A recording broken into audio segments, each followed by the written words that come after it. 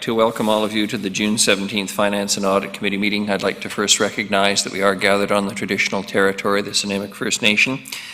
Our clerk today will be Ms. Sheila Gurry, and I confess to finding it somewhat tiresome to have to read this as usual, but in the midst of COVID I have to. Today's meeting will be held in accordance with the Community Charter, Council Procedure Bylaw 2018, number 7272, and Ministerial Order number M139. Therefore, members of the public are required to observe meetings virtually and not attend in person. Question period will be suspended throughout the duration of this order being in effect.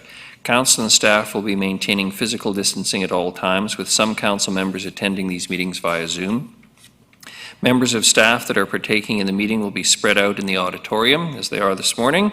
And the first item on the agenda is the introduction of late items. Ms. Gurry.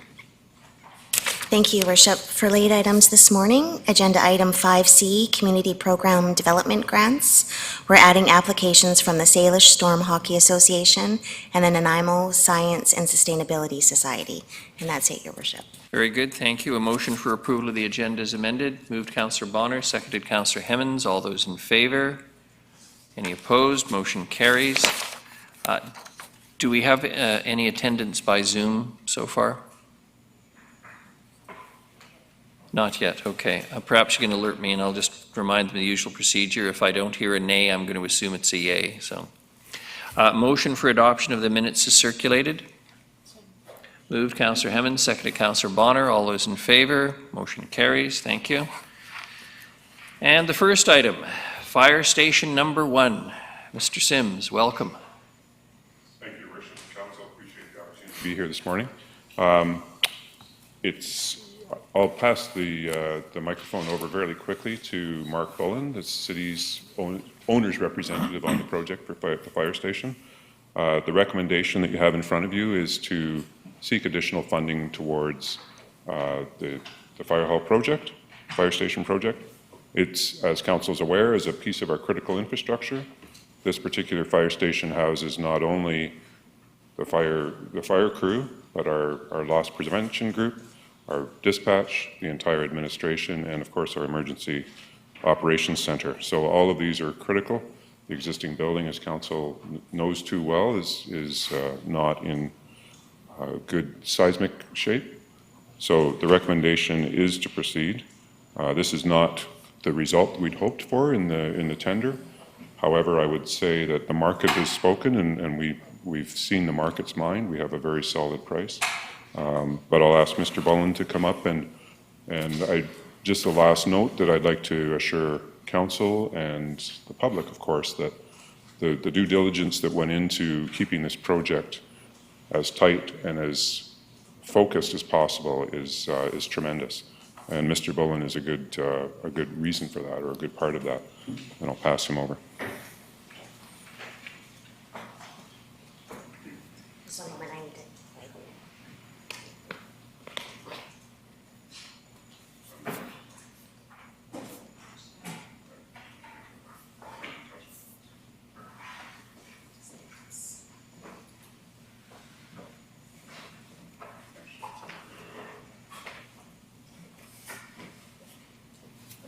Good morning, Mr. Bullen. Good morning. No pressure. The eyes of the community are on you, though. All right. Well, thank you for this opportunity to present to you today. As Bill mentioned, I'm the city's representative on the City of Nanaimo Fire Station Number 1 project, and have been for the past 18 months or so. I'm here to talk to you about the request for an additional $3 million in funding for the project. And over the next 10 minutes or so, I'm going to walk through what the market response was to our call for tenders. I'll highlight some of the cost pressures we've dealt with on this project, and also what we've done to mitigate those pressures. So get this to, there we go. So let me start with the tender results and work back from there. The tender closed on May 12th, and those bids are open for 90 days for acceptance by the city, so till early August. The project did attract a good deal of interest from the market. We got 9 bids, and 4 of those bids were within about 3% of one another. Lowest bid was 15.38 million. And as you can see from the chart here, there was a cluster of 4 bids, all within around 3%, 3.5% of one another. This indicates that the lowest bid is a competitive price in the current market. Second, okay. Competitive, yes, but affordable, no. The lowest bid is not affordable within the constraints of the current project budget. I'm also showing here on the screen for your further information where our professional quantity surveyor, our cost consultant, came in with a pre-tender estimate. Our cost consultant's opinion is that the COVID-19 pandemic is the reason why the project is currently unaffordable. I have no reason not to take that advice at face value. However, the picture is arguably a little more nuanced than that, and I'll speak to that in the following slides. But as you can see, I get this to work.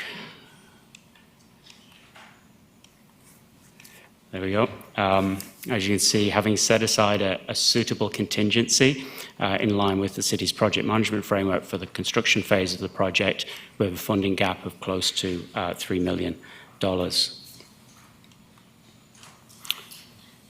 So before I get into those cost drivers that we've been dealing with, what's important to understand firstly is that all reasonable due diligence has been carried out in respect of the costing of this project. This chart on the screen here is extracted from the city's project management framework, and it talks to really the challenge of costing construction.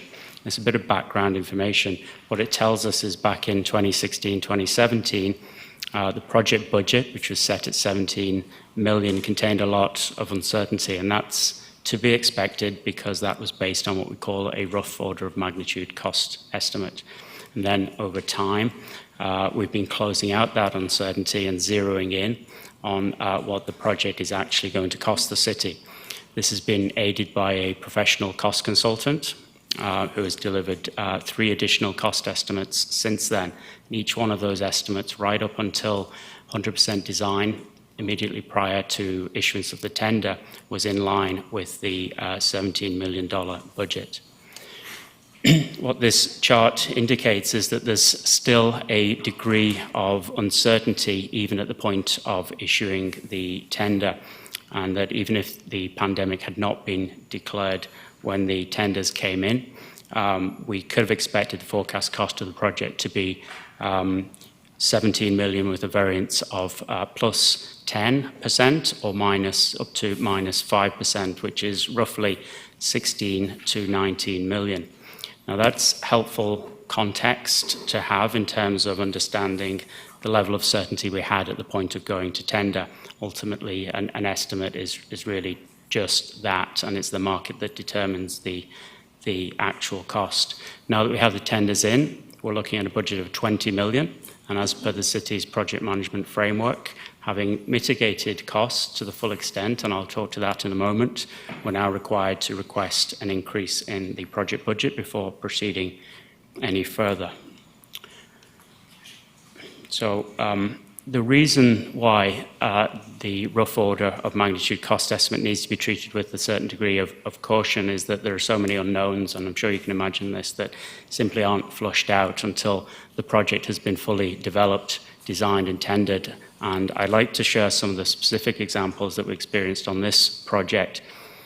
Firstly, if we take escalation, the initial cost estimate, which was produced in 2016, included an allowance for construction cost escalation. And I'm sure you can imagine how difficult it is to forecast out 3.5 years what construction cost escalation is going to be.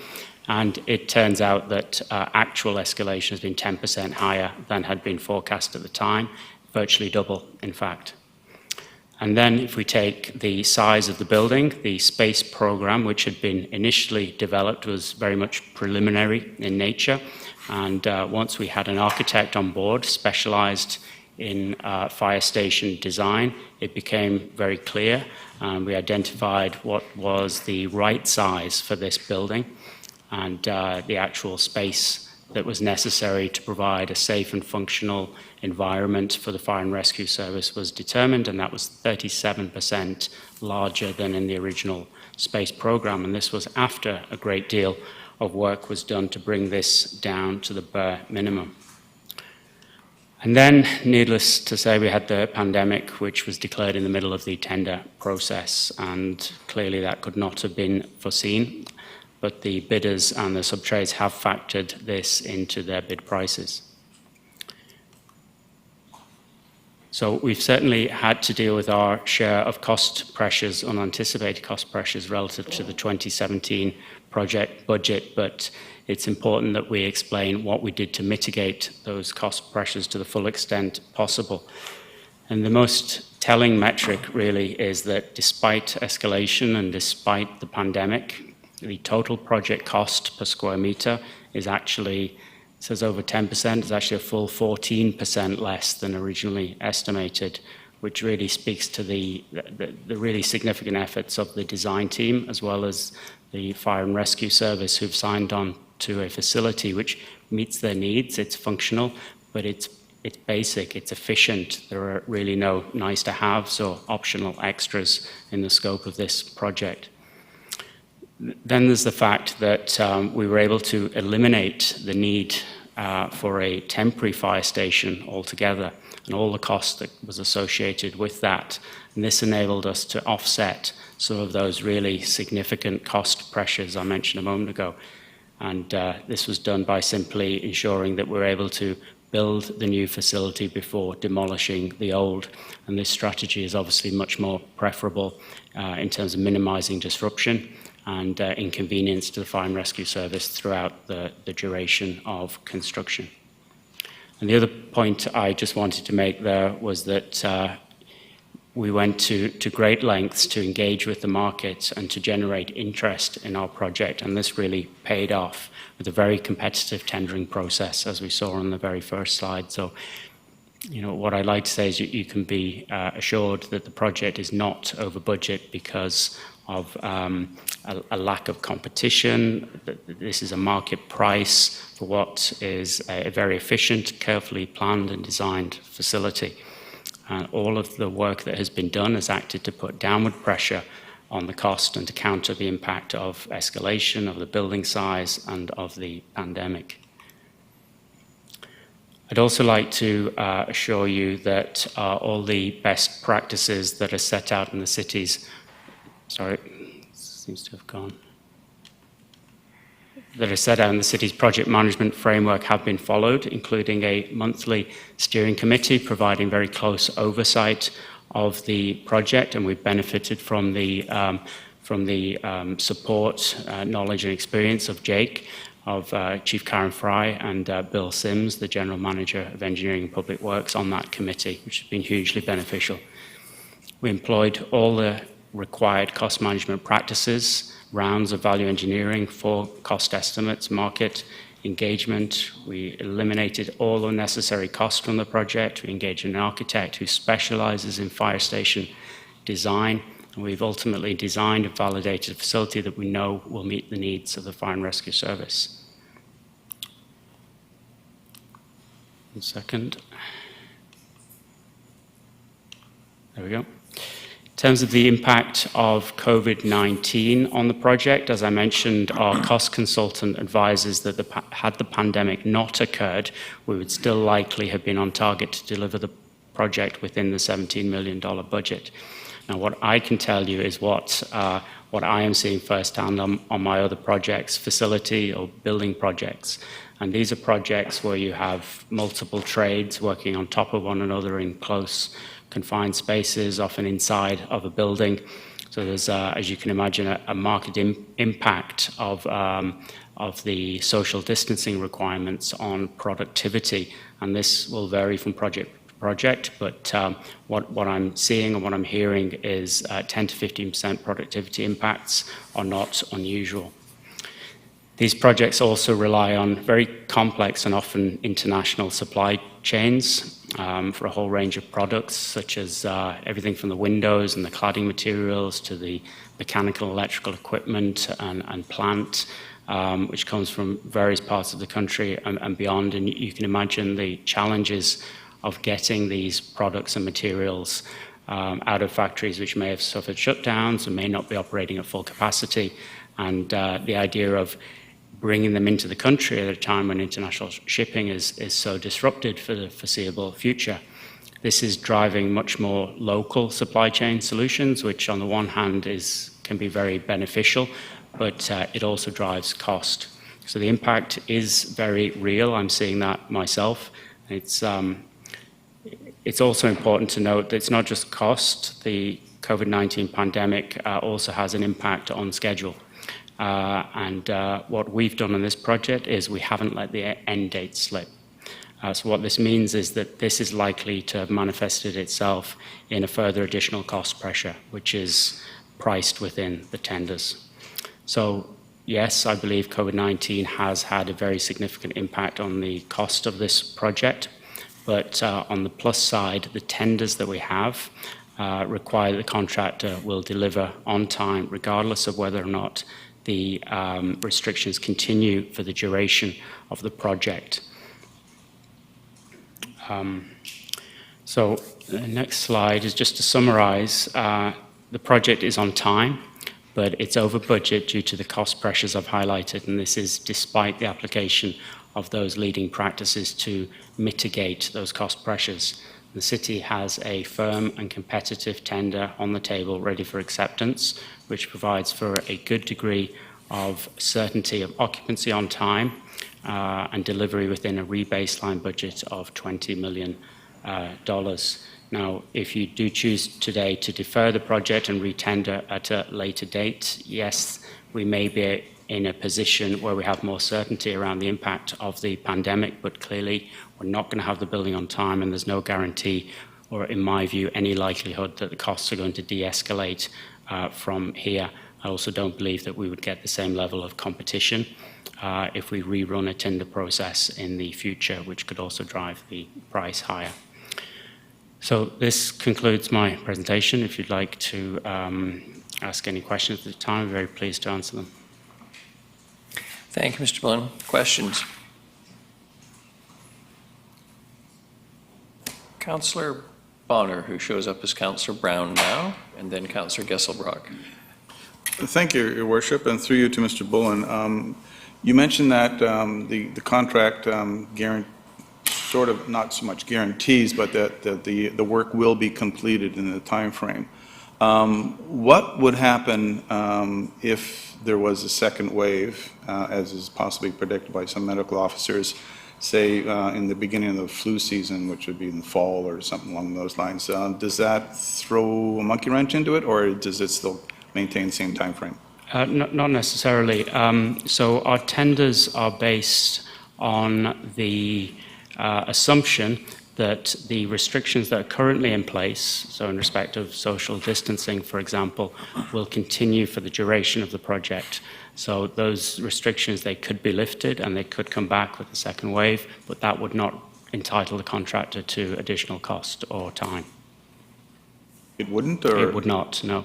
Now, if the pandemic worsened and the restrictions were tightened beyond where they were at the point of tenders being submitted, then yes, at that point we would be looking at additional cost and time.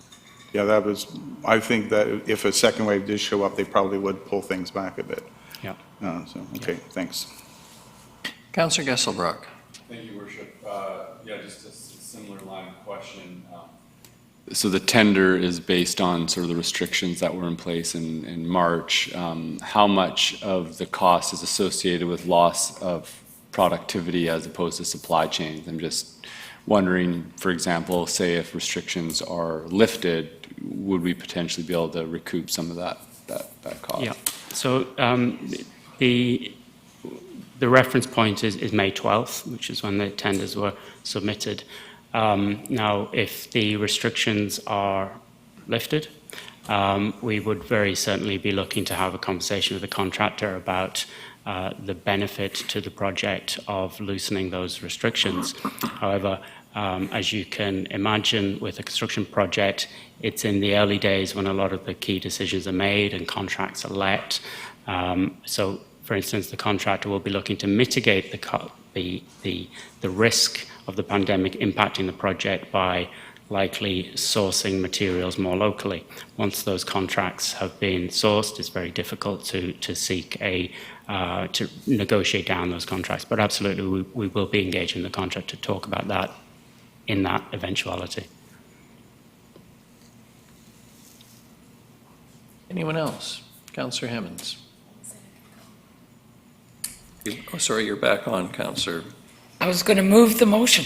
Oh, Is that appropriate? Yes, We by all can means. still discuss it on the table. yes, right? yes. So I would like to move the recommendation that we, number one, proceed with the Fire Station number 1 project, and 2, amend the 2020-24 financial plan to increase the budget in year 3, 2022 by $3 million from $3,740,269 to $6,740,269, with the additional funding from the General Capital Reserve and the General Asset Management Reserve. Seconded? Councillor Hemmons? Maybe we take them separately. I don't see any reason why not. Ms. Gurry? Thank you, Worship. You can move them together and then vote on them separately, Siri Adam. Certainly. And unless, you're going to have questions for the presenter, otherwise he could probably sit down while you Well, have this I discussion. think Councillor Hemmons, and I was going to go to Councillor Hemmons before I go to anyone else. I think you had a question for Mr. Bullen. Thank you, Your Worship, and thank you for your presentation. I'm just trying to get my head around having a project that in January was on time and on budget. And then obviously COVID throws a wrench into everything, and we don't yet have, we don't have the full picture of what that's going to look like. But we have this proponent that we have an offer on the table that's above budget, but now, given that we don't know what is going to happen with COVID, if we accept this, they're now on the hook for completing on time. And I just, this isn't more a question, it's more of a comment, just some general discomfort with, well, obviously the increase in budget, but I'm hearing you say that that's COVID related. We don't know the impact of COVID to date, yet we're going to make a decision potentially that could have, we could still see further restrictions and further increases, et cetera. And on top of that, whoever is doing the work for us is now going to have, they're going to be in a pressure cooker. And I'm just, the whole project seems, in January I felt very confident of it, and now I'm feeling less so based on all of this. And just want to voice that. So thank you. Mr. Bullen? Yeah, I mean, I understand your concern. What I would say is that the way we have managed the tender in light of the pandemic gives you much greater certainty that the project will be delivered on time within a rebaseline budget than if we had taken a different strategy, such as, for instance, asking that the bidders price on the basis of the pandemic not having occurred. That is a route we could have chosen, which some organizations, some clients have chosen to take, but what that route would have given you is a situation where almost on day one, we would be getting requests for additional time and cost, and we would really be, in my view, out of control of the project. We've got as much certainty as we can get, given the fact that we're in a pandemic situation, and we've bought that certainty. The question of the right size, can you explain how we went from having a design to then needing to up the floor space by a third? Yeah. And what that process was about? Yeah. Well, clearly, as you can imagine, a lot of the project team, including myself, were not around back in 2016, 2017. However, a preliminary functional program was put together, which was not validated with the Fire and Rescue Service. And that program was very high level. It listed the rooms, an estimation of area, and also some preliminary generic floor plans. When we engaged an architect who was experienced in fire station design, they very quickly identified that that functional program was not going to provide a facility which met the needs of the fire and rescue service and provided a facility which was functional or safe. Now, from that point, we instigated a whole raft of measures, including taking a very hard look at the space program, consolidating some rooms together, cutting some rooms out, and reworking the architectural plans over and over to make the layout as efficient as possible, to really get that, what we call the gross floor area, the size of the building, down to the bare minimum. And yes, it was 37% higher than the previous consultant team had estimated, but it's absolutely necessary. So it was a previous consultant team that estimated? Correct. And in your experience, is that a common issue of underestimating size? And at what point, if you're designing a fire hall, would you bring the firefighters in to say, yes, this works? You know, the chart that I put up earlier that spoke to how we close out risk and firm up the scope as we progress through the project is pertinent. But in general terms, I think if you're fixing a budget and you're going to hold yourself to that budget, then you should really make sure that the space program upon which that is based has been validated. So I think that would be the better practice in future, to put a little bit of extra work into making sure that the space program works before setting the budget. It seems like a moot exercise if it's going to be so far off. So far off in time? No, so far off in how much space we're going to need. That's a big gap. Well, on future projects, I think that is what I would recommend be done, that the space program be validated so that we ensure that gap, we don't experience that gap. However, on this project, we have got that, it's a reality, and the area is the area that we need, and that has driven the cost. What I would say is that the measures that we've done, the value engineering efforts we've done, have really offset that additional cost pressure. And if it hadn't been for COVID, we would probably still have got there, is my feeling. And this is despite 37% extra area, despite 10% extra cost escalation. You know, right there's 47% of extra pressure. You add on top of that COVID-19, which our cost consultants telling us could be an extra 20%. But we're only 17.5% over budget. So that really speaks to what we've tried to do to keep all this as far as possible within the realms of what is reasonable. Okay, and one final, I promise. In your experience in this field, is a 17% bump due to COVID? Is that pretty straightforward across the board? You know, I don't think there's enough data out there yet. This is one of the first public projects to be procured during the COVID pandemic. We were out there tendering at the time the pandemic was declared. I am seeing on projects which are currently under contract very significant cost and time increases.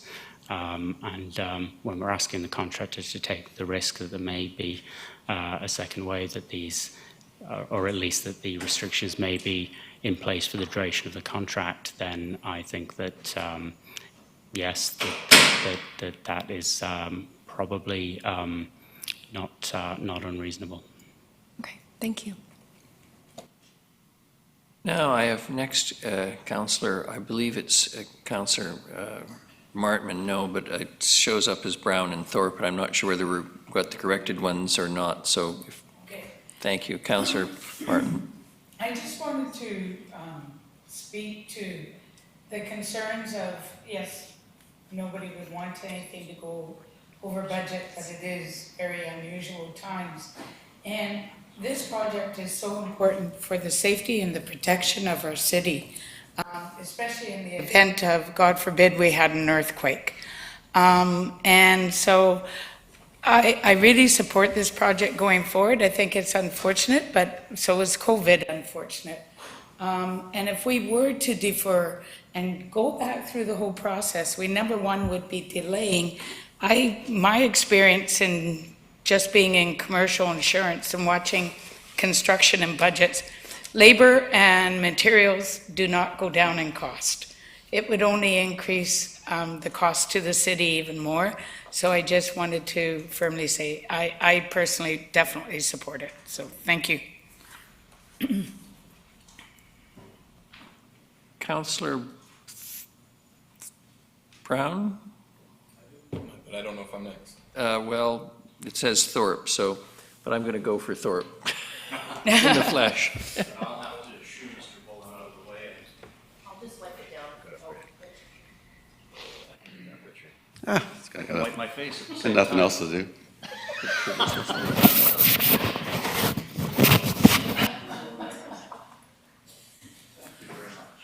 Appreciate that. Thank you, Your Worship. Through you, a comment and a couple of questions. I totally support the recommendation, both aspects of it, both parts of it. Deferring this very important project would make no sense at all. And I guess through the RDN, I'm aware of several major projects happening on the island that are experiencing similar, if not worse, rates of inflation. I've heard of one in the North Island where construction costs are going up by 2% per month. So the longer we leave this, the more expensive it's going to be. And as Councillor Martman, I think, said, this is very important to our community. I'd like to follow up on Councillor Hammond's questions, and that goes not so much, well, partly to the cost of the project, but also to the project and the scope of the project itself. So I would like just assurance from Mr. Bullen, one final time, that if we amend the budget as we're suggesting, this will see us through this project. And I hope he's confident of that in these uncertain times. But secondly, I would like to hear possibly from Chief Fry. And I would like to hear her opinion if the scope of this project is going to suit and be satisfactory for the needs of our fire rescue department in the years ahead. Because I'm hearing that we've cut down this project to the bare bones, and that's not always wise. If we're going to do this project, I think it has to be done right. So if Chief Fry can make a statement regarding that, I would appreciate hearing it. And also, are we going to possibly have enough room for, and it's still to be decided, but potentially a 911 service in that building? So I don't know if Mr. Bullen or Chief Fry would like to comment. Thank you. I think Chief Fry's coming up first, and then Mr. Bullen, if that works. And a little wipe down. I'll get it. I don't think you touched anything. I don't think I did, but you know, I don't think- just and I won't. just because I was close by. And Councillor Turley, I do see your hand, so you're on the list. Thank you, Your Worship, through to Councillor Thorpe. So I'm going to keep my hands in my pocket, not meaning that I'm trying to be rude, it's so I don't touch everything and save for the next person. So this building will suffice for future growth. We have 2.5 truck bays. What we will see in the future is there are needed of more fire stations throughout the city in order to make response time. So gone are the days where we would have one extra large facility that would house 20 firefighters in it, for example. We have built this one to have up to, I believe it is 7 firefighters, which would house a frontline engine as well as a secondary response for first responder or a truck or ladder company. There are additional spaces put in for growth which weren't included in the original plan for future offices for further fire prevention officers or public education officers in the future. So there are about 2 extra offices including. We've also included multi-purpose rooms, so the ECC will also be used as our training center and or training room and a meeting room for administration staff. So those are some of the things that we have added to the facility or included in the facility instead of all separate rooms. And furthermore, there is space in the dispatch center. We always continue to build our dispatch center that we can operate with 4 people. And we build the technology that we can size up and put more people in the center simply through connections and technology. So we have that ability to increase up to a minimum up to 6 or 8 people in that center. It is a good size center, slightly larger than what they are in now. Thanks, Chief Fry. Mr. Bullen.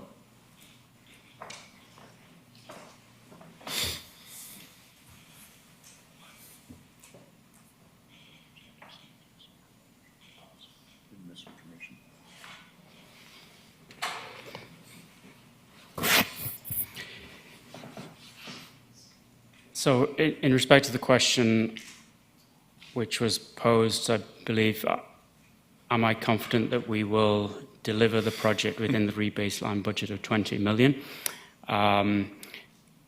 Yes, is the short answer. The longer answer is that we have a modest but reasonable contingency factored into the $20 million budget. And I'm sure you can all imagine, even those of you that haven't been through a construction project before, there's a lot of inherent risk in construction, and the city does retain certain significant risks, not least the risk that there are errors with the design, the risk that there is contamination, the risk that there are issues with the geotechnical conditions on the site.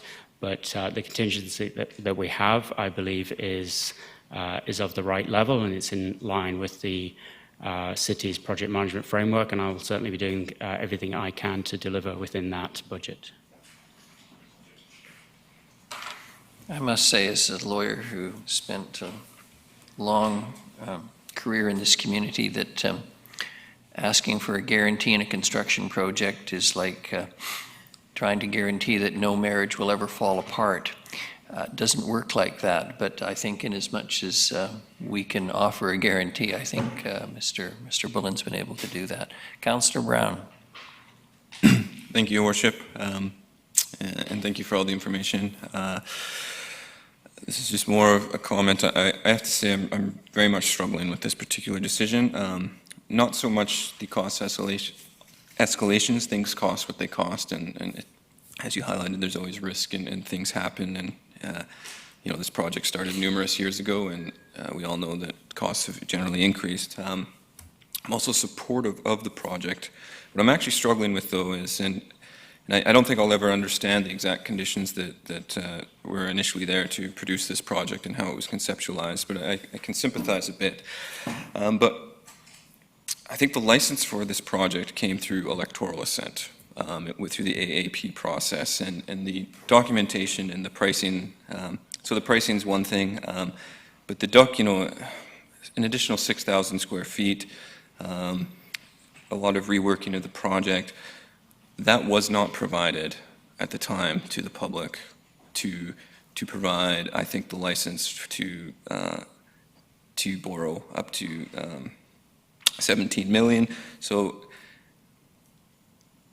in a lot of ways, I think maybe the letter of the law was followed, but I think the spirit is a little questionable, and to me it seems in bad faith that you ask for to borrow a certain amount, and then the project changes quite drastically, and there's cost escalations and additional square footage, and all those things that I understand, and I'm still I personally would still approve of the project. It's just the process itself, I don't necessarily. I'm struggling with viewing it as valid, and so that's why I asked to take them separately. I support proceeding with the project. The question to me, though, is, and I'm still struggling this, and I'm curious to see everybody else's arguments, if there's further ones, of why not go back to the electorate to get the additional license. To me, that's what seems right, and that's why I'm struggling with that second one. I have it as Councillor Bonner, and I think it is Councillor Bonner. Thank you, Your Worship, and through you to Mr. Bullen. There are a number of options in the staff report, and not so much asking you to speak directly to them, but item 3, the option 3, suggests a more of a combining of police services building, fire hall and ambulance and social housing, an idea I kind of pitched about 2 years ago. My question is, in your professional experience, how fast, if an organization came to you and says, we want to build XY building on this spot, how fast could we get it to tender?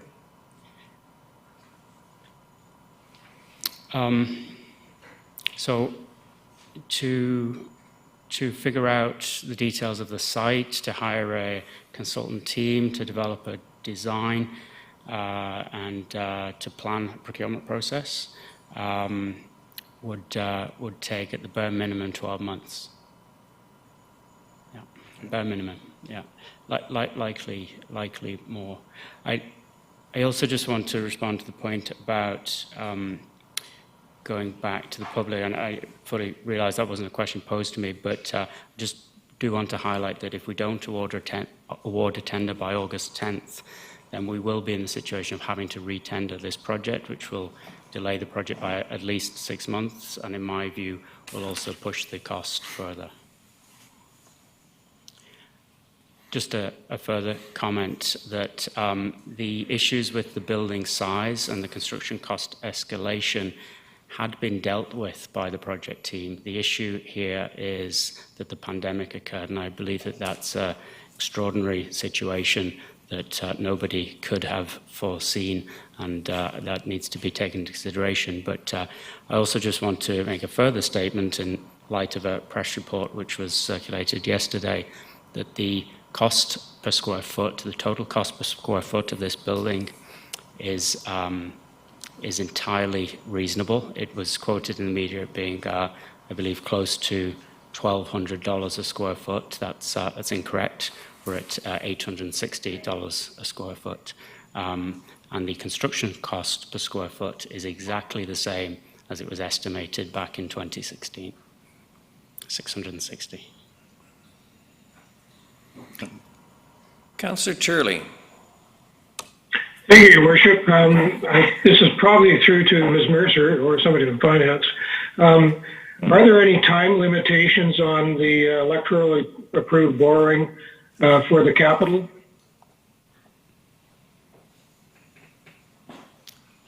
I think we're going to hear from Ms. Mercer. Thank you.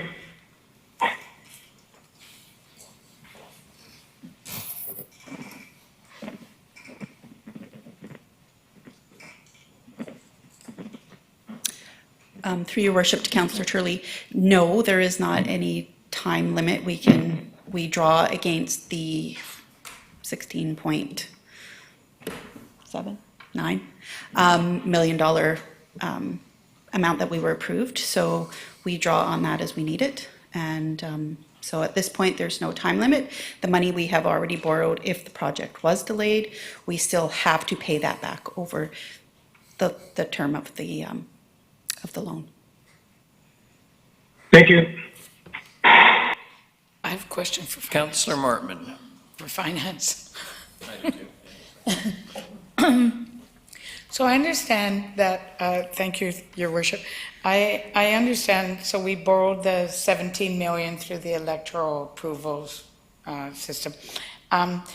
My thinking, and this was unusual circumstances, we didn't anticipate COVID and et cetera, my thinking was because we're taking the 1.5 due to the unusual circumstances from asset and from general capital, then that's something that council has the authority to do anyways without necessarily, we're using our funds now to top up the project.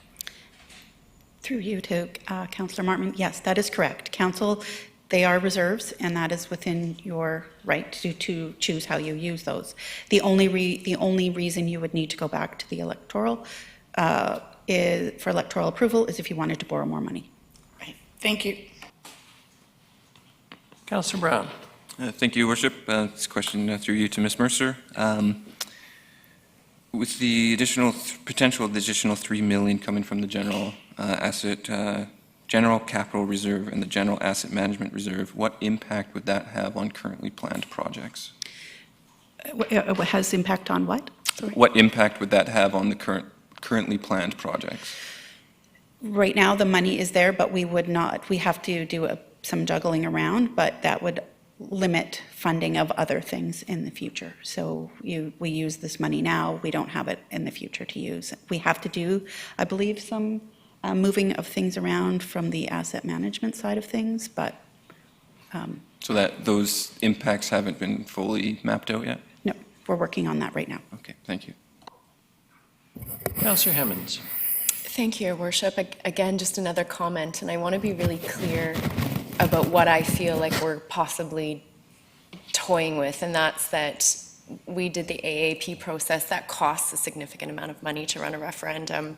We know we have a police building that is going to time out very quickly, and we have a fire hall project that is significantly over budget. So I think, personally, what I'm curious about, and it's just my own kind of reflecting, is if we need to go back to a referendum, as Councillor Brown, offered that's how we got here, then would it make sense to run it at the election when all of that is already happening? We're paying that cost to run the election, and we have an opportunity to go back to the residents to say, here's an opportunity that we didn't contemplate because of a whole bunch of circumstances, but now a new opportunity is in front of us. Mr. Rudolph. Your Worship, there's a number of points, and I think basically all the issues that are there are on the table. I wanted to speak to the issue of the integrity of the alternate approval process. So that was a key piece of the work that's been done to date, is that through this exercise, and once it was determined that there were additional floor space requirements in this building to meet the basic needs of the department, the functional needs, one of the parameters from the get-go to continue through this process of the last 16 to 18 months was, we need to maintain the budget and the integrity of the $17 million ask of the electorate. So this was not up for negotiation. If it was determined that we could not meet the functional requirements of the department within the 17 million, we would have come back to council and said, we have a challenge here that we need to revisit. Right up until January, we felt that we were there. There was a great deal of effort put in by members of the fire department and various teams engaged to put this together to a point where they were satisfied that this building was going to meet their requirements. And right until January, with our cost consultant, we were confident that we were actually going to come in on budget. We were going to be within the 17 million. Circumstances changed, and we've ended up with a budget escalation, which appears to be COVID related. So it's we did what we stuck within the 17 million. We were loyal to that, and then there was this challenge to come up with COVID. So I just want to make sure that you're understanding that we were thinking we could meet the functional requirements of this of the department, and we felt we were within the budget because the cost consultant and I was sitting in some of those meetings right into January that we were very confident we'd done everything we could, and they were giving us the confidence to move forward. So then COVID hit. So that's sort of one thing. The second piece, and it's been mentioned about, we're revisiting the other options in this report, the consequences of delay and the uncertainty that would come with cost escalations and that type of thing. The third option is to, yes, there's other issues in that neighborhood, the fire, the police department, and that type of thing. That's why this report is suggesting that if this is bundled in with these other projects, we're at least into a 4 to 5 year delay on implementing this project. That's because it's likely that one of the considerations you will have, and you've asked us to come back with briefing notes on some of the other major capital unfunded projects like the RCMP, the Public Works Yard, possibly the waterfront walkway and other projects, and maybe evaluate how you're going to move forward in funding any of those projects. And this could be bundled in, so it would take time. And is it going to happen as part of the next election or before or after, that type of thing? So this all delays the decision. So we've been trying to keep this project on track. There's many ways that it could be stopped or delayed, and it just turns into a concern because of the importance of the building and the nature of what it does and the status, which is not seismically suitable to maintain confidence that if there was an event, we would be able to deliver and protect a whole series of functions that it performs, the vehicles, the fire suppression and so forth in the downtown, the dispatch function, the EOC, all housed in this building. And so there's this resiliency issue that's there. So there's a bit of a risk that goes with the delay. And so we either get going with it, or we find another path forward, and we make sure that we're aware of those issues. And so I just wanted to sort of comment on some of those things. And these are all variables that you have to make in terms of the decision. So the integrity piece is important to remember, that we have been loyal to that since the get-go. So it was, in my view, it's the COVID part. And I think Mr. Bullen gives me a lot of confidence, and hopefully you, that we've done everything we can to make sure that this project is going to be delivered in a way that actually we're proud of. It meets the requirements of the department, the downtown, the city as a whole, and certainly if it's not, if your comfort zone isn't there to support it at this time, there are other options on the table for the future, and we would deal with them accordingly. So, and yes, we will be back with the police station conversation, and we'll have to figure a path forward on that as well. But we're not anywhere close to completing any level of due diligence on that. So it would be at least a 4 to 5 year delay, in my estimation. In fact, staff are suggesting longer. Before I go to Councillors Martman and Hemmens, Ms. Gurry. Thank you, Your Worship. I just wanted to provide a little bit of clarification around the approval process from the electorate. So there's two ways to get approval from the electorate. One is a referendum, and one is the alternative approval process. So the fire hall went through the alternative approval process, which is a significantly cheaper process than the referendum. So there wasn't money spent in that aspect for this. So what you do in an alternative approval process is you go out to the electorate and you ask for negative responses. So those that aren't in favor respond with a negative response. And if you get over 10% of the electorate responding back with a no, we're not in favor, then the alternative approval process fails. So that was the process that was followed in the borrowing of these funds. So you only need electoral approval if you're going to do long-term borrowing. So that is why you wouldn't need it for the additional $3 million required in this project. So I just wanted to kind of explain the differences, because the costs associated between those two processes is much different. Councillor Martman. Thank you, Your Worship. I just wanted to point out that in the report, if this $3 million we're asking for, if we delayed it, it will cost us more than $3 million. There's $1.6 million that's already being put into this project so far. And if we kept the building the way it is and didn't proceed, the seismic retrofits and the dismantling the hose tower and the roof and the boiler would be a cost of 1.5 to 2 million. So if we didn't go ahead with this project, we could end up spending 3.6 million or more, right? So I think to me, we just need to go ahead. Thank you. Councillor Hemmens and Councillor Bonner. Thank you, Your Worship. I'm in support of the motion. I do, as I said earlier, have some reservations about recognizing we're going to have another massive build coming down the pipe, and is there an opportunity to put them together? I'm hearing that would really delay things, and a delay is not what we're after. But I do have a question for Mr. Rudolph, and this is more about process. So the folks who did that initial design for us that was 37% under space. What is our process as a city in terms of we paid for that, I'm assuming, and then what we got back was really not something that was workable, and the project team, I'm hearing, had to really work to kind of make up the difference. And so as a city, what is our role when we're working with consultants that provide information that doesn't actually align with what we're trying to do? Well, thank you for the question through to Councillor Hemmens. I think Mr. Bullen has outlined the process that he would recommend and I would recommend in terms of starting out and articulating in sufficient detail and confidence of what the scope of a project is. And in this case, that level of, it was done in a more expedited fashion. And I think the level of prescriptiveness wasn't necessarily there. So it's not necessarily that they did bad work, but they didn't do the sufficient scoping out at the time to do the due diligence to create a number that you could have a high level of confidence in.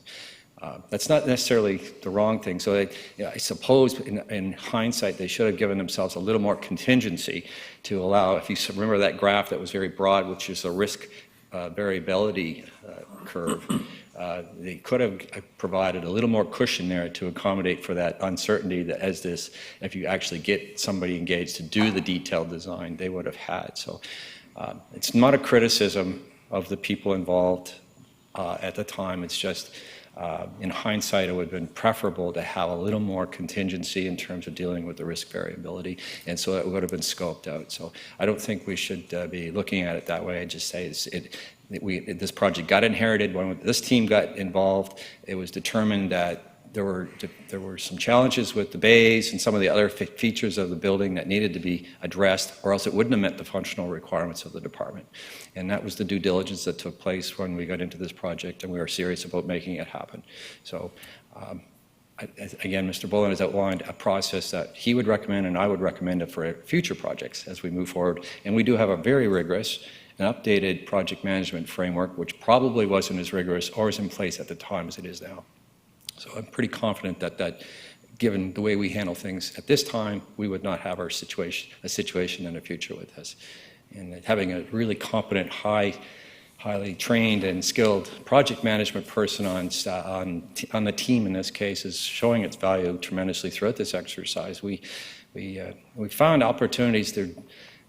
Just the one example that he mentioned was the original costing had for the fire hall to be temporarily relocated, and the whole cost of doing that, and then you build on the current footprint of the existing building. Instead of doing that, he identified the opportunity to build. We had a sufficient space, it was tight, just behind the existing building, to build the building and keep the current fire hall there. We saved a ton of money by doing that. So this is the value of having somebody that can look at making things. It's not easy to do, but we were able to do it. So it's not just about the money. It's about there's been a lot of professionalism going to this, to get to a point where we're at today. Nobody's happy that this ended up. We were all very surprised with the results of the tender, I'll be honest with you. I was very confident that wouldn't happen, but it did. So, and it is the market, as Mr. Bullen indicated. There were at least 4 tenders that came in. It were relatively close, so it is where we sit. And I think we've outlined the options in the paper that's with you in terms of, if there's another process that you would like to engage, there are options in front of you. The motion is on the table for proceeding, and if it does happen, then we would be proceeding to award the tender and get on with the project, which would be delivered in approximately 100 to 105 weeks of construction. A follow-up, if I may. Thank you for all of that. I agree. Construction costs go up, we know this, and we know that COVID introduces a new environment. What I'm interested in is understanding for me, there seemed to be a missed piece there, and it's not about blame, it's not about bad work at all. It's just about, are we going to change our practices as a result of this? And I'm hearing you say that, yes, we have new project management practices in play that may have changed the outcome of this. Is that accurate? Well, if we would have followed the recommendations of this current project management consultant and followed our current project management guidelines, we possibly wouldn't be having this conversation right now. Okay. Or at least the scope of the building. But again, we've cut the building. This is a conversation not about the size of the building. This is a conversation about the implications of COVID, we think, and that we felt very confident that this project was on budget and was going to deliver a product that met the needs and expectations of the citizens and the department. And so that was as recent as January, just before the push the yes, let's proceed to tender process was started. So. Okay, thank you. Councillor Bonner. Thank you, Worship. I would just like to state that I fully support the idea that we do need a new fire hall downtown, right? And that needs to be built, and the sooner the better. And I also appreciate the work that staff has done and the consultant has done, and I completely understand how we got to where we are. And I also appreciate the integrity of what's taking place to get us to this point. My concern here is our options. We have a fairly detailed option 1, but we have 2 other options there, and I truly believe that if we were to combine all these buildings into one, the fire hall, the police ambulance, and the possibility of building housing on top of it with other partners in our community, we would be saving a lot of money. Unfortunately, my construction experience is building chicken coops. So I do not know how much a building like that would cost. And I do not know how much the cost would be for 3 separate buildings built and combined together. So I have no way of making a decision on whether or not we should actually go with option 3. And because I think it'll save money, but I don't know, right? So I know that we have to tender this thing by August. I was wondering if it's at all possible that we could get a report from staff on even a Class D or E estimate on option 3. And quite honestly, it'll probably come back in the better part of $45 million. But will we be saving money in the long term by going that route? So that's my concern. I think that given where we are right now, we're kind of way down this rabbit hole, so it's going to be a little bit hard to get back up. But that's my concern here is I just don't have enough information to say that option 3 is a no-go. Mr. Rudolph. Worship, through to Councillor Bonner, certainly staff can try to address some of the options available, and we're in the process of starting a process to figure out the police station requirements. So we could come back to you with a level of confidence report that would be similar to the fire report that probably the previous council received in terms of the due diligence and the scope of the requirements of the police station and any other elements that would be in there. So that's sort of the challenge with that option, is that we're just beginning the process of mapping out the spatial requirements and functional requirements for the police station as it moving forward for the next 20 or 25 years. And we have to come back to you, and we committed to do that as part of a capital conversation a month or so ago. So it's nowhere close to being articulated. In fact, it may be that police station needs to be rebuilt or added to or relocated. There's a lot of options on the table there. So we're not going to be able to give you an informed position on that at this stage, only conceptual ideas. And again, it would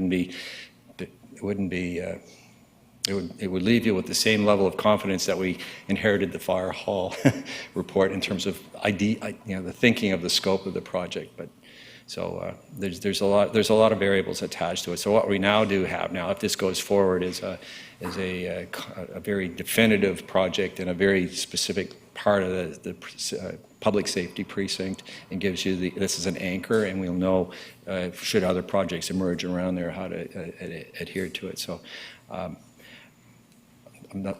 Option 3 is very enticing, but if we were starting 3 or 4 years ago, I certainly would have recommended that process. And I think all of our staff team would as well. Starting from the get-go, we probably should have done this holistically, complete look at the needs in the neighborhood. We did not do that. It was very focused, and and it's what we have. Thank you. Ms. Gurry? Thank you, Worship. And I don't want to be the bearer of more bad news, but I just wanted council to also be aware if the project is delayed, we miss our borrowing deadline for the year. So I just wanted council to have all the information available. Thank you. Councillor Hemmond. Thank you. Last one, I promise. We said last time. I know. Probably for Mr. Rudolph. What is, so say we award this contract and we get a second wave and the province is shut down, like in the way that it was 6 weeks ago, what is our tool for ensuring that they come in under budget? Like, What's that process look like? May I defer And would to- we realistically pursue? This gets into the confidence and what are our options with a contractual, a contract that requires a delivery of a product at a certain time. And I think Mr. Bullen might be best to answer that question. Right, and my thought is that if our way to recoup, if say they don't meet the deadline, and our Right. only option then is to then go to court, or Right. I don't know what that looks like, right? And Yep. then, so if I could just have some understanding of that He might be able to process. answer that in his, Thank you. but yeah, so it's a contract. It's like any contract, and even the mayor perhaps from a legal point of view might want to say something around that. But it's a contractual requirement to deliver, and if they don't, then there would be consequences and avenues to make sure that we were made whole on that. Okay. I'm thinking it would be really difficult to implement consequences if the province were shut down, given that we don't know what's coming. I'm not sure I can fully answer the question, but I give it a go. So the baseline is the date that the tenders were submitted, which was May 12th. So what the contractors have committed, the risk that they have taken on responsibility for managing on behalf of the city is that the restrictions that were in place at that date continue for the duration of the project. And those restrictions are currently still in force, restrictions around, in particular, social distancing and certain provisions for ensuring a safe workplace. And they're quite detailed, there's a quite detailed order that has been issued by the provincial government in relation to construction sites.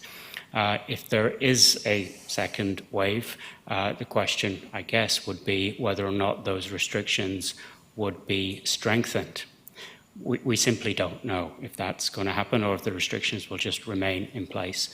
If they remain in place, as may seem reasonable, then we will not be on the hook for additional cost or time. If the restrictions are tightened, then yes, we will need to talk about that, and we will need to figure out a mechanism for addressing the additional cost and time, but primarily time, but cost and time impact to the contractor. I don't know if that answers your question. In terms of whether or not they will deliver anyway on time, we don't have what we call liquidated damages in this contract, which is where you basically charge the contractor for every day that they're late. We don't have that because that adds to the cost of the project. So there's a degree of I want to say trust, but it's the contractor's reputation that is in stake for delivering on time. And just because there aren't liquidated damages doesn't mean that you couldn't apply damages if they were actually incurred. So, the contract terms they're good practices. They're based on a standard form of construction contract, CCDC, and I think they put the city in a very good position to manage unknowns, which is what these are. Thank you. I'm thinking of the risk framework, and one of the rationales we're being asked to factor into our decision is that if we award this contract, they will be done by a certain date. Now I'm hearing we're in a completely different time. No one knows what's going to happen. And so I'm thinking, is that a solid rationale for me to say yes to this if that's actually completely unknown, because we have a ministerial order for gatherings over 50, but it might go back to over 10 if we experience another big wave. So that would obviously impact. And I'm not saying that that's a detraction. I'm just saying let's be really honest about that is a risk. Yep. The fact that we're saying they will be complete when they're complete, we actually don't know. We have a commitment from the contractor to deliver within 105 weeks of award. So that's what we do know. You're right, we don't know what will happen with the pandemic. And I'm not sure, well, we wouldn't know that under the terms of any contract. Right. Okay, thank you. Councillor Brown? An additional question along that line. So obviously if the pandemic starts to lessen, that would be excellent, and we could hope for some cost savings there. If it worsens, how would the sort of change order mechanism, what grounds do we have to stand on when the provincial health authorities are saying, things need to be tightened down?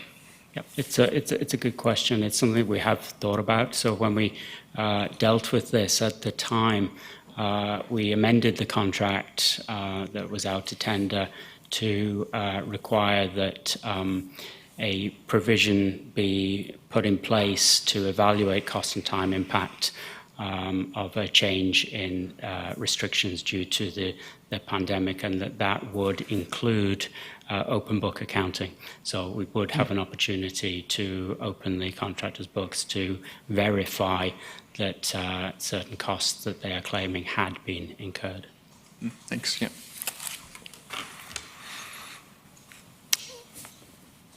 This is a matter that merits fulsome debate, and we've certainly had that this morning, and a lot of questions and a lot of concerns raised about various contingencies and other possibilities, and proceeding down different paths and delaying this project and bringing various approaches, and I appreciate all of that. I'm going to start, though, with something Councillor Bonner said about, maybe we should be delaying this to make it part of a much larger project, and I'm satisfied or believe that that will eventually save costs down the road. I'm reminded of a much happier time in my life when my wife and I were spending a week in an island in Greece called Kos or Kos, and it intrigued me that there seemed to be all these half-finished houses.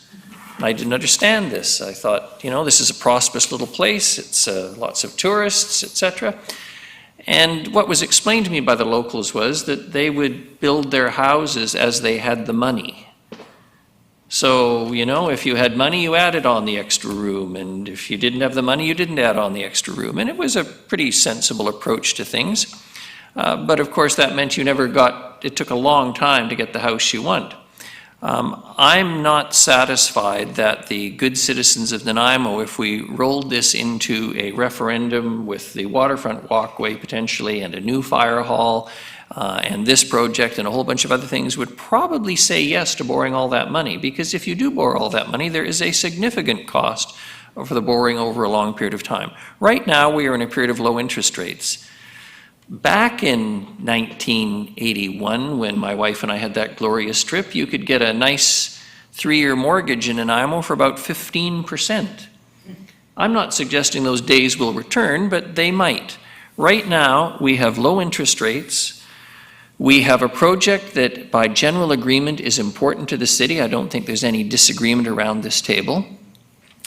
I had one individual suggest to me that, why were we so worried about a seismic disaster with this building when in fact there's so many children in our schools who are attending school in seismically unsafe structures. And I guess my gut reaction as a grandfather of 3 who are actually in the schools, grandfather of 4, but 3 who are actually attending school in this community, I reminded myself that those schools are occupied from roughly 7-ish, 8-ish in the morning till 4-ish, 5-ish at night, generally 5 days a week in non-COVID times, taking into account Christmas, Easter, and all those other times, summer holidays, maybe 9 months of the year.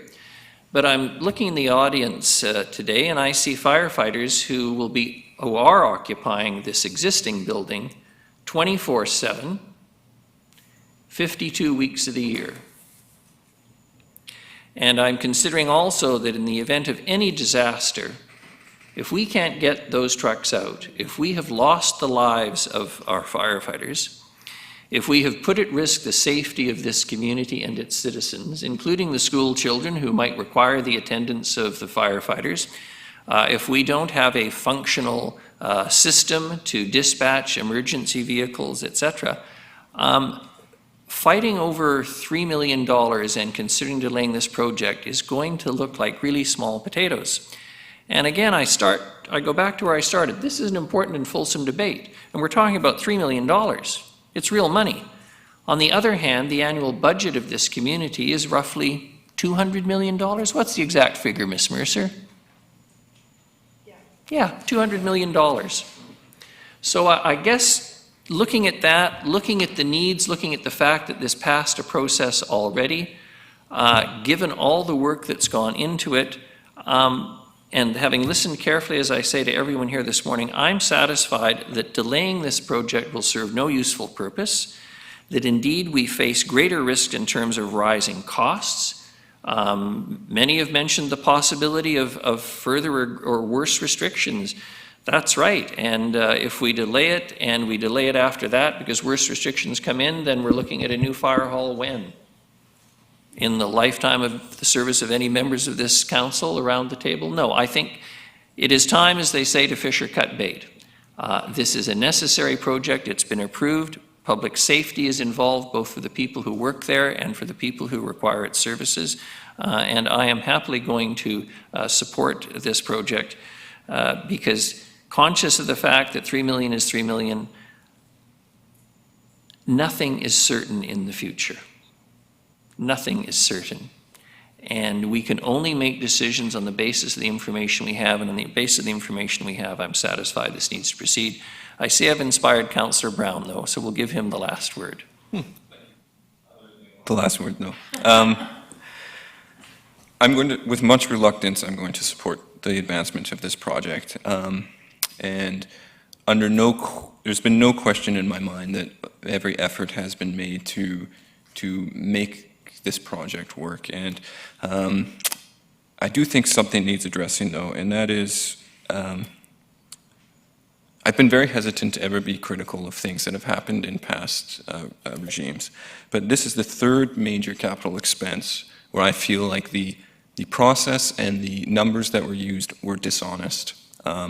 And I think we can look at past budgets as well, where efforts were made to achieve numbers that may look good politically, but are damaging to the community overall. And I'm frustrated because I feel that it puts current staff, and it also makes this council have to wear decisions that were made that are superficial, or maybe the due diligence wasn't done for a variety of reasons. And I think that is completely unfair. And I more so to council than I think to staff, who are put in an extremely awkward position when they have to rework a project of this scale for these numbers, and then come back and stand before in a public setting asking, or maybe not asking, but with a recommendation that we increase the budget by $3 million. That does not feel good. And so I do not put any blame on staff, and if anything, I put great thanks for trying to make this project work with unrealistic expectations. So thank you, and I just, like I said, I rarely, almost never, am critical of past administrations and governing bodies, but 3, with the potential of an event center, I can't even imagine the financial problems that may have occurred and over budgets that may have occurred if that project went ahead. So thank you, Worship. I will be supporting these, like I said, with reluctance, but it's no fault of anybody that's currently working on this. Thank you, Councillor Brown. I must say personally I look forward to great pleasure after November when new President Biden gets to criticize the previous administration, but only in that particular context. Councillor Bonner. Thank you, Worship. Am I on? There I am. I just wanted to say that I will be in support of this motion, and I just wanted everybody out there to know that I haven't made my decision based on unfinished houses in Greece, which was a lovely story, by the way. I just think that we're just too far down the road, honestly. And so I will support this and look forward to the new projects coming down in our city. Thanks very much. Councillor Brown had asked that we vote on them separately. So 1, proceed with the Fire Station number 1 project. All those in favor, including Councillor Turley. Any contrary? Seeing none. And the second vote is on amending the financial plan. All those in favor? Councillor Turley included. Any contrary? Seeing none, it passes. Thank you very much, everyone, for that debate. We're on to arts and culture, implementation of the Nanaimo Art Gallery Phase Development Plan. Mr. Harding.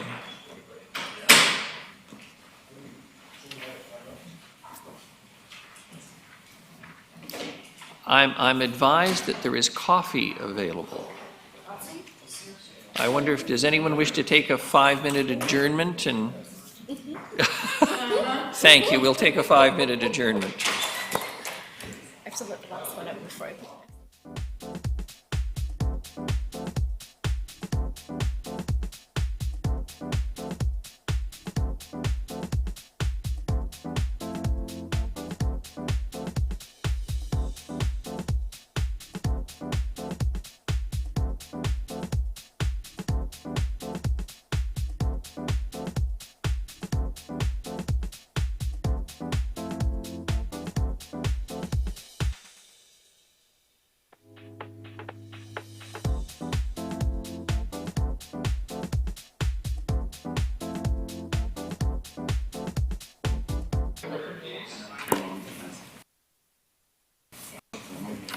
And welcome Mr. Harding, who's going to present the next item, which I'd introduced earlier, Supporting Arts and Culture, Implementation of Nanaimo Art Gallery Phase Development Plan. Mr. Harding. Thank you, Worship. In a few minutes, I'll turn over to Mr.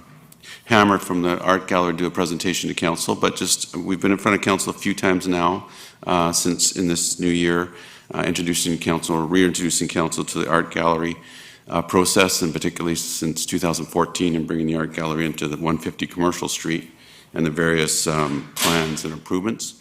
We also want to make sure we had material in front of Council now, and getting in anticipation of budget deliberations coming up in the fall. So a report in front of you providing some of the background we promised to Council back in February in regards to some options of moving forward. We can go through those details now, but I would recommend listening to have Mr. Hammer present and then provide some background. Again, redoing some background that the gallery presented to Council back in February, and then go through the report as you wish. Thank you very much. Mr. Hammer, you've been very patient this morning. We appreciate that. Thank you. It's a virtue I don't have much of, to be honest. You seem pretty patient here. So, Your Worship, City Councilors, staff, I'm quite privileged to be in front of you speaking on behalf of not only the Nanaimo Art Gallery, but also culture citywide. Hearing the conversation before, I'm reminded of our good theory, and most of us know it from school, and his name was Abraham Maslow. And he talked about a certain hierarchy of needs. How many have heard of that before? Thank you very much. So I appreciate, and coming here in '98, I did to teach at VIU, I certainly appreciated those lower level needs being serviced. And I'm talking about fire protection, I'm talking about roads, I'm talking about sewer and all those things. It was surprising to me a little bit that the city didn't have sidewalks in certain areas, and there were a few other interesting things where streets were named Jingle Pot Road here, and then it was Jingle Pot Road over there. So other than those infrastructure, basic level needs, I have to say what sustained me when I came in '98 was those higher level things, and I'm talking about the environment here. I'm talking about Buttertubs Marsh, which I started to run at noons from Vancouver Island University. I'm talking about Westwood Lake. I'm talking about the limited bike lanes you did have back in 1998, because I did ride from the north end to Vancouver Island University. And I think my best time was 35 minutes, but it certainly wasn't a direct route. I also told you a little bit at the last meeting that one of the things that sustained me and actually contributed to my well-being was the art gallery at Vancouver Island University. Most you think a professor is pretty easy. You just prepare something, you stand in front of some students and profess. Well, I tell you, it can be pretty stressful. So what I discovered was the Nanaimo Art Gallery up at Vancouver Island University, and I would visit there on a regular basis. And of course, come '99, come 2000, I started to discover the Port Theatre. I started to discover the Crimson Coast Dance Society. I started to discover some of the theater groups in town. So it really is truly, I'm speaking about the well-being of our community here when I speak to the staff report for decision, and I appreciate them actually doing the work and working with us to prepare this. I'm a self-proclaimed stratiologist, and that's someone who studies and practices strategic planning.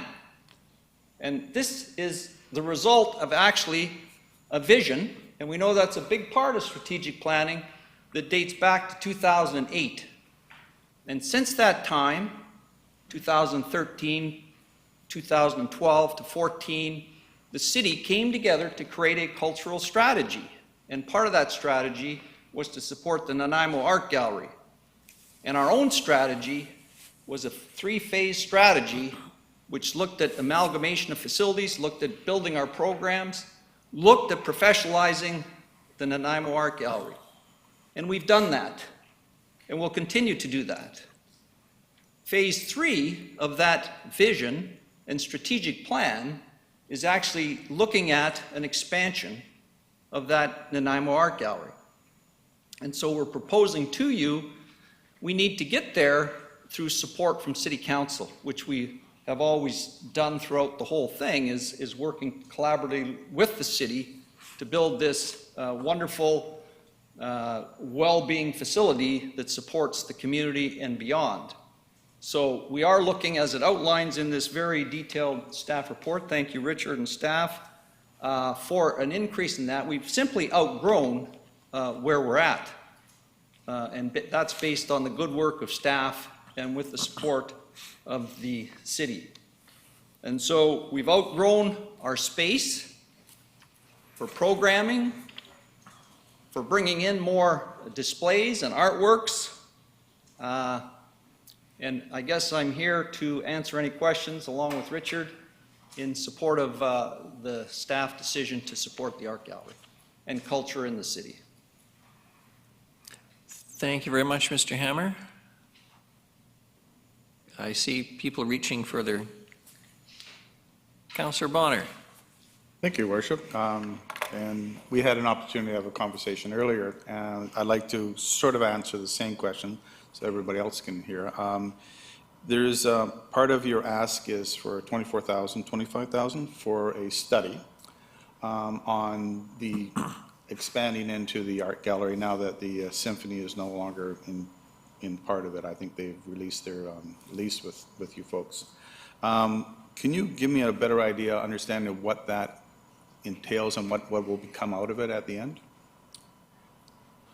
Well, my understanding of that is we're looking at the needs of not only the art gallery but the community to elevate our status to a level 1, is that what it's called? Level 1 art gallery. And so this has been on our plan since 2013 to get to this phase where we expand the gallery. And so we are actually looking at physical space. We've outgrown our physical space. And so the feasibility study would be to help us understand what that needs to look like. You know, we have some ideas, but of course we would like to, you know, check in with the community, find out what they perceive the needs to be of more space, and go from there. So it's really to get a better understanding before we move ahead in an expansion. And if I may ask, is that specifically in the building you're in now, or would you be looking at expansion to other areas? We'd be looking at expansion to other areas, perhaps the parking lot. Okay, well, I was thinking more other buildings, but mainly that area then. Mainly that area, but again, a feasibility study would help us understand that. Is it feasible to build on, or do we need to build something down on the waterfront? Okay. Or on the top of the new fire hall? So does that answer it? Yes, thank you. I think Mr. Harding wants to say something. Yes, Your Worship, just to provide a little bit of background. So this really builds on what we started to do, as Mr. Hammer mentioned, back in 2010, and then eventually up until 2014 in amalgamating the art gallery into 150 Commercial, which used to be the Center of the Arts. That brought, the first phase was bringing the art gallery off of VIU into one building and working with the other arts and groups. So as we get into the next phase, is phase 3, we knew we were going to be at 1 and 2 for a number of years, and now they've done 1, 2, and then as you see, we have a 2.5 that the art gallery has been doing, working within the area that they have. The feasibility study really is now, as we even anticipated back in 2014, is how do we then get to that Class A gallery once we get there. So the gallery is definitely growing in their programming and their service delivery, and then of course we knew they'd outgrow the space that we were in 150. So the feasibility will look at, you know, do we add on to that area do we look at other options? But then also, as councils had mentioned in the report too, the other interests of other arts and culture organizations that would be included in this, particularly the desire for another arts center or center of the arts. Those things could all be combined into this area, into this one feasibility study. I'm going to go to Councillor Turley.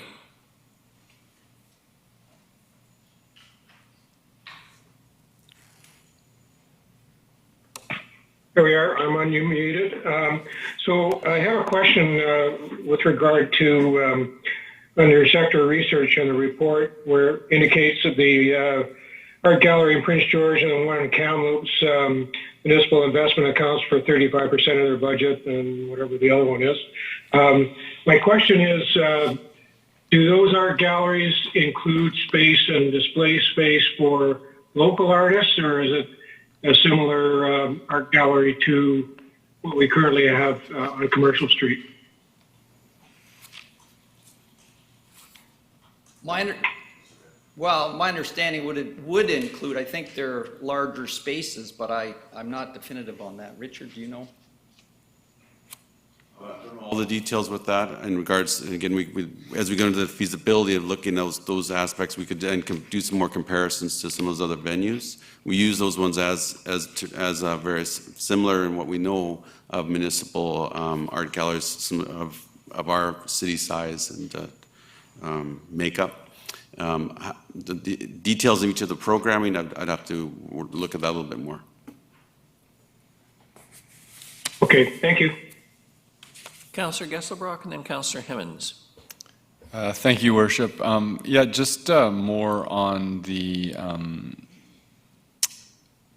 money for the feasibility for the Arts Center. Is there thought of combining sort of the community requests for this Arts Center with looking at potential of like management through the arts gallery, or is it like how open and creative is that process looking, and then also looking at leveraging different city facilities or whatnot to support that. Right. So one of the things we've tried to do for a number of years is as we do with other groups and organizations, sport organizations, for example, but particularly with cultural organizations, is how can we bring them closer together to support each other and have, I know it's an old term, but that synergy of the groups and organizations together. Separating people off and groups off there's sometimes that's appropriate, but a lot of times how can you get them closer together? So as we don't know all the desires of some of the requests that councils receive for an arts center, part of that is as we also do in our Parks, Recreation, Culture update, how do we reach out to those groups and organizations, see what's the next group of things that we want to see. So our goal always, though, is to be as efficient as we can in bringing groups together, because that provides some efficiency. If through the process there's some real aspects that no one needs to be separate or something else different, we can show those options also. But the goal would be how can we bring them closer together and work together. Great, thank you. Yeah, I think this is a lovely idea and something to pursue. So I'm really glad the initiative around this and moving it forward. Councillor Hemmens. Thank you, Your Worship. I am in support, but I do have a couple of questions. Clarification for Mr. Harding. The allocation of $10,000 per year in funding for operational, we're basically giving them the money we would spend on the building, correct? We're just allowing them to identify and, okay. The $25,000, pardon me, go ahead. It's a nice, if you don't mind, Your Worship, it's a way of clarification of how we're trying to do our co-management agreements with groups like this. So what we try and do with our co-management agreements is it's same at the Port Theatre, the museum, some of our other sport venues where we're working with societies to provide these buildings.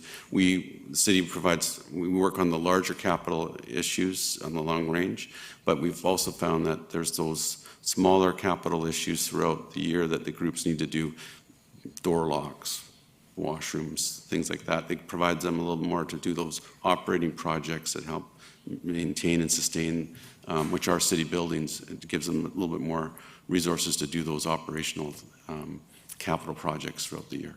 Right. So. Okay, that makes sense. And $25,000 for the feasibility study, given the work that's been done to date at the gallery around kind of planning for the future, as well as this parallel conversation that's going on in the community around community arts, et cetera, I think it's a perfect time to bring those together, and I'm happy to support that. The $50,000 in additional operating funding, Mr. Hammer, I'm wondering if you can give us a description of how will the art gallery use that? What will that look and feel like for residents? Yeah, that's my question. Yeah, I think it'd be spread out amongst a variety of items that we've outgrown. And I think one of those is staff. By that I mean we need to start compensating our staff to maintain them and to attract them here, to keep them. We've just lost a couple of our key staff. One was our executive director, and the other was Arlene, our language expert. And I think part of it was an attraction to certainly growth individually, but also compensation. And as a board, we've been working very hard to bring us up to at least the average of similar galleries and what they pay. Our current ED, we had some, and I don't think this is, well, we had to do some fancy negotiation because Carolyn Holmes will be joining us, our new executive director. We had to do some good negotiation to get her here, mostly because of that, compensation. And so there's that piece, but also the growth piece in our programming. I mean, we are growing in terms of our youth art programs. We're growing in terms of our exhibitions, and it's just sort of, those all require additional costs or additional investments. And so we feel we're at a point where we have grown, and without more investment, it's just, we're kind of then will be stalling.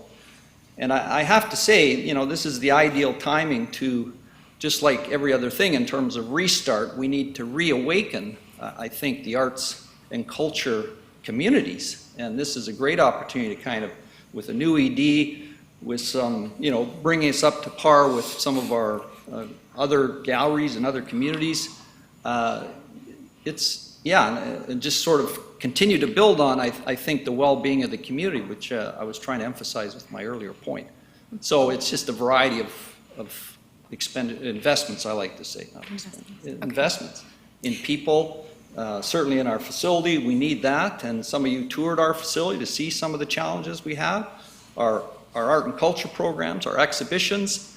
We're looking at a digital strategy. We've brought some monies through some government grants to help us get to a point of a digital strategy that makes sense to become a national caliber gallery. And we need to put some of our artworks online. We need to have a suitable website. I mean, there's a bunch of things we need to invest in to really just continue a growth stream. Okay, thank you for that, and congratulations on your new executive director. Thank you. And in terms of your past one, I think your loss is our gain. So sorry about that. I would agree. It's not kind to rub things in, Councillor. Councillor Bonner. Thank you, Worship. I don't have any questions of Dr. Hammer. I don't know if anybody else does. I would yield the floor. And then I have questions of staff, though, on the rest of the part of it. Councillor Brown. Yeah, thank you, Worship, and thank you, Councillor Bonner. I have one for Mr. Hammer and one for staff. I'm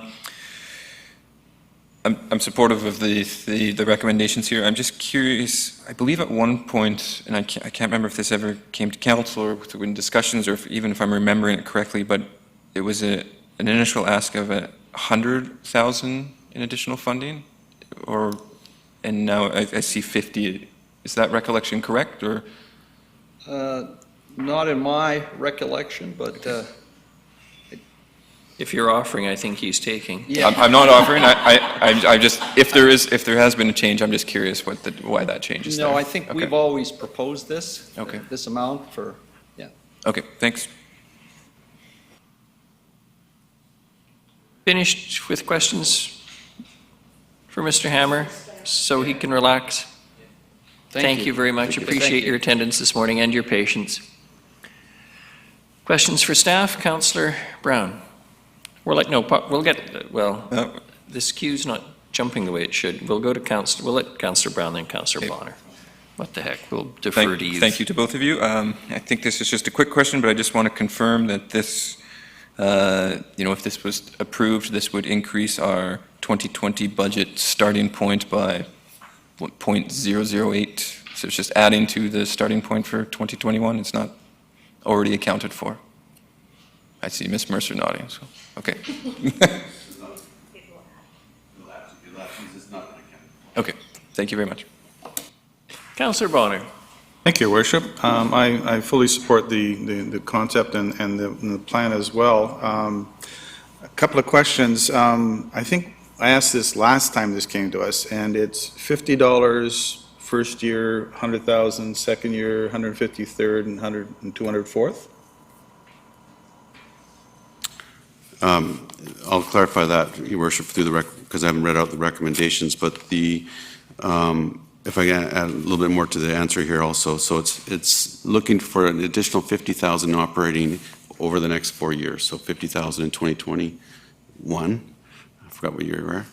50,000 additional in 2022, 2023, 2024. So overall in 4 years, it'll be an additional operating of 200,000. Yeah, so it adds on, right? Yeah, so in total with that time. And I'm fine with that because I don't believe this city spends as much money as it should on the arts community, and so I'd be very much in favor of that.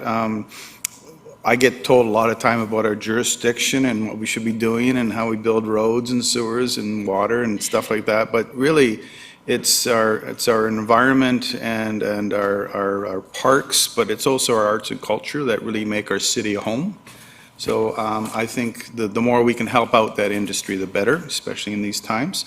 I brought this up a couple of times before. In 8 years from now, I don't want to be in the position of having to have the Arts Council come to us, sorry, not the Arts Council, the Art Gallery come to us again and say, we've only had this much money and now we haven't had a raise in X amount of years, so we need another 50,000, a lot like the victim services folks did. So can we not include in that money that it raise 2% each year? So that, and that's ongoing so that they're not in a position of having to come back to us a number of years and then having a significant tax increase, whereas it would have just been all there all along. So that's my first question. Your Worship, that's similar to what we have in some other agreements, the Port Theatre, Kinpool, Museum, and there's a few other, we add the 2% to the contracts. So this could be added to this one too, if that's council's desire. Okay, Yeah. I would like to see that. My second question is sort of related. It's a question of trying to track down the money. When we didn't get our grant for the Port Theatre, we had secured a line of credit, and in order to get under a certain percentage, we had to toss in about $100,000, if my memory serves me correctly. And I'm wondering what happened to that $100,000.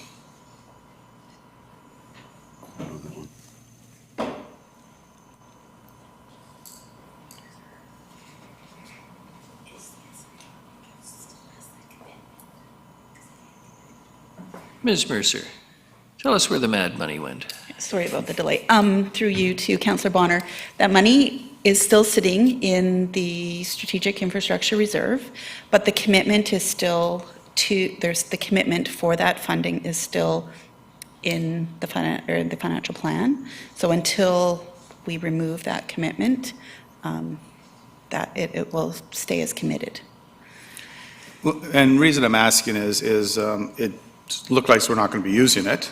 So I'm wondering if that part of that couldn't be reallocated to the $25,000 feasibility study, which is really only a one-off, thereby, because if I read correctly in the report, all of that money is coming out of taxes. That's so correct. That would save at least 0.025 or something like that.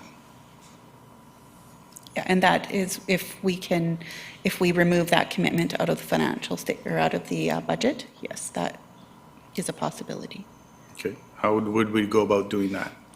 As part of the recommendation, this will be brought back as a budget deliberation item, so we can, we'll work on that between now and then and have that as an option.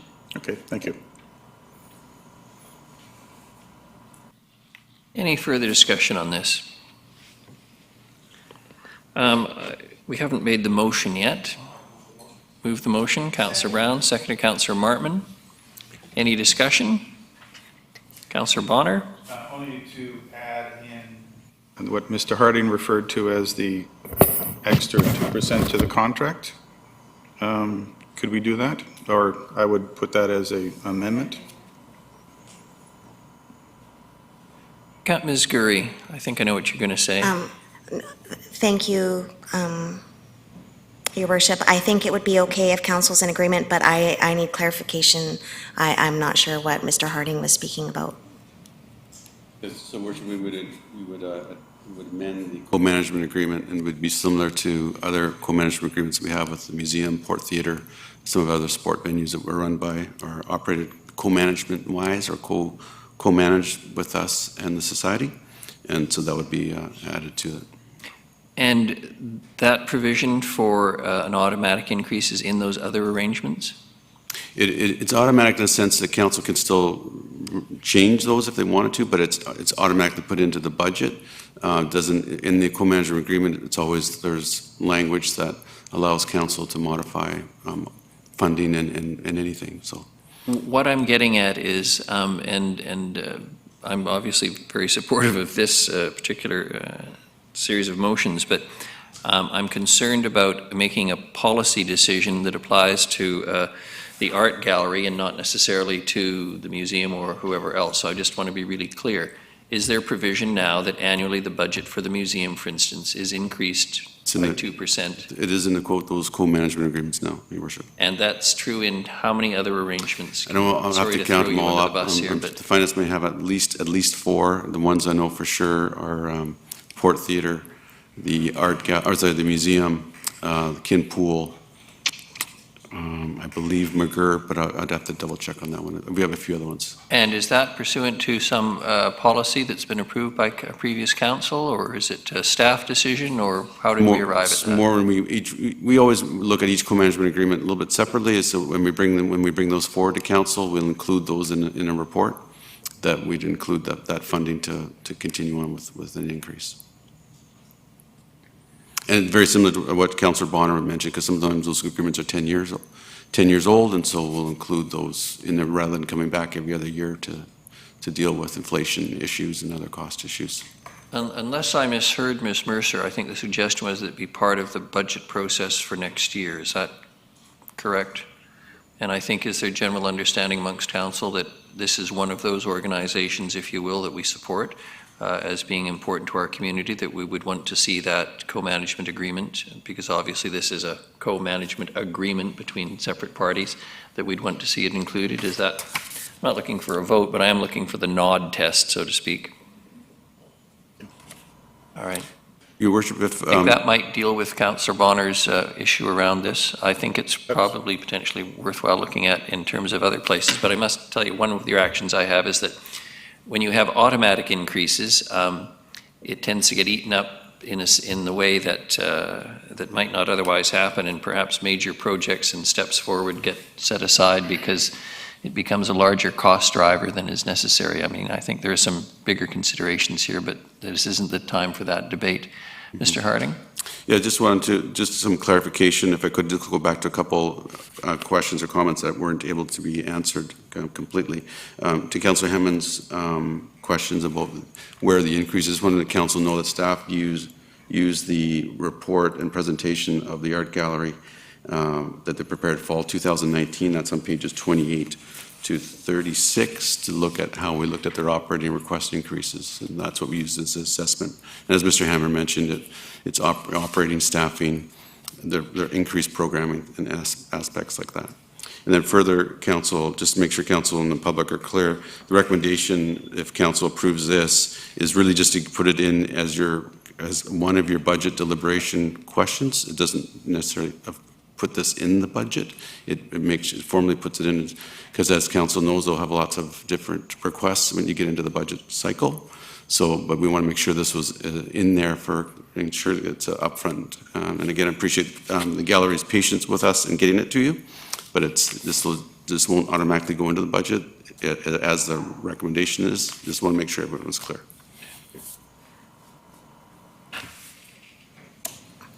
Your Worship?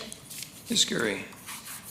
I still need clarification. So upon Councillor Bonner's request, is council wanting to add a number 4 to this recommendation, or a D to this recommendation that includes a 2% annual increase to the operational budget included in the contract? Is that what Mr. Harding is suggesting, and Councillor Bonner?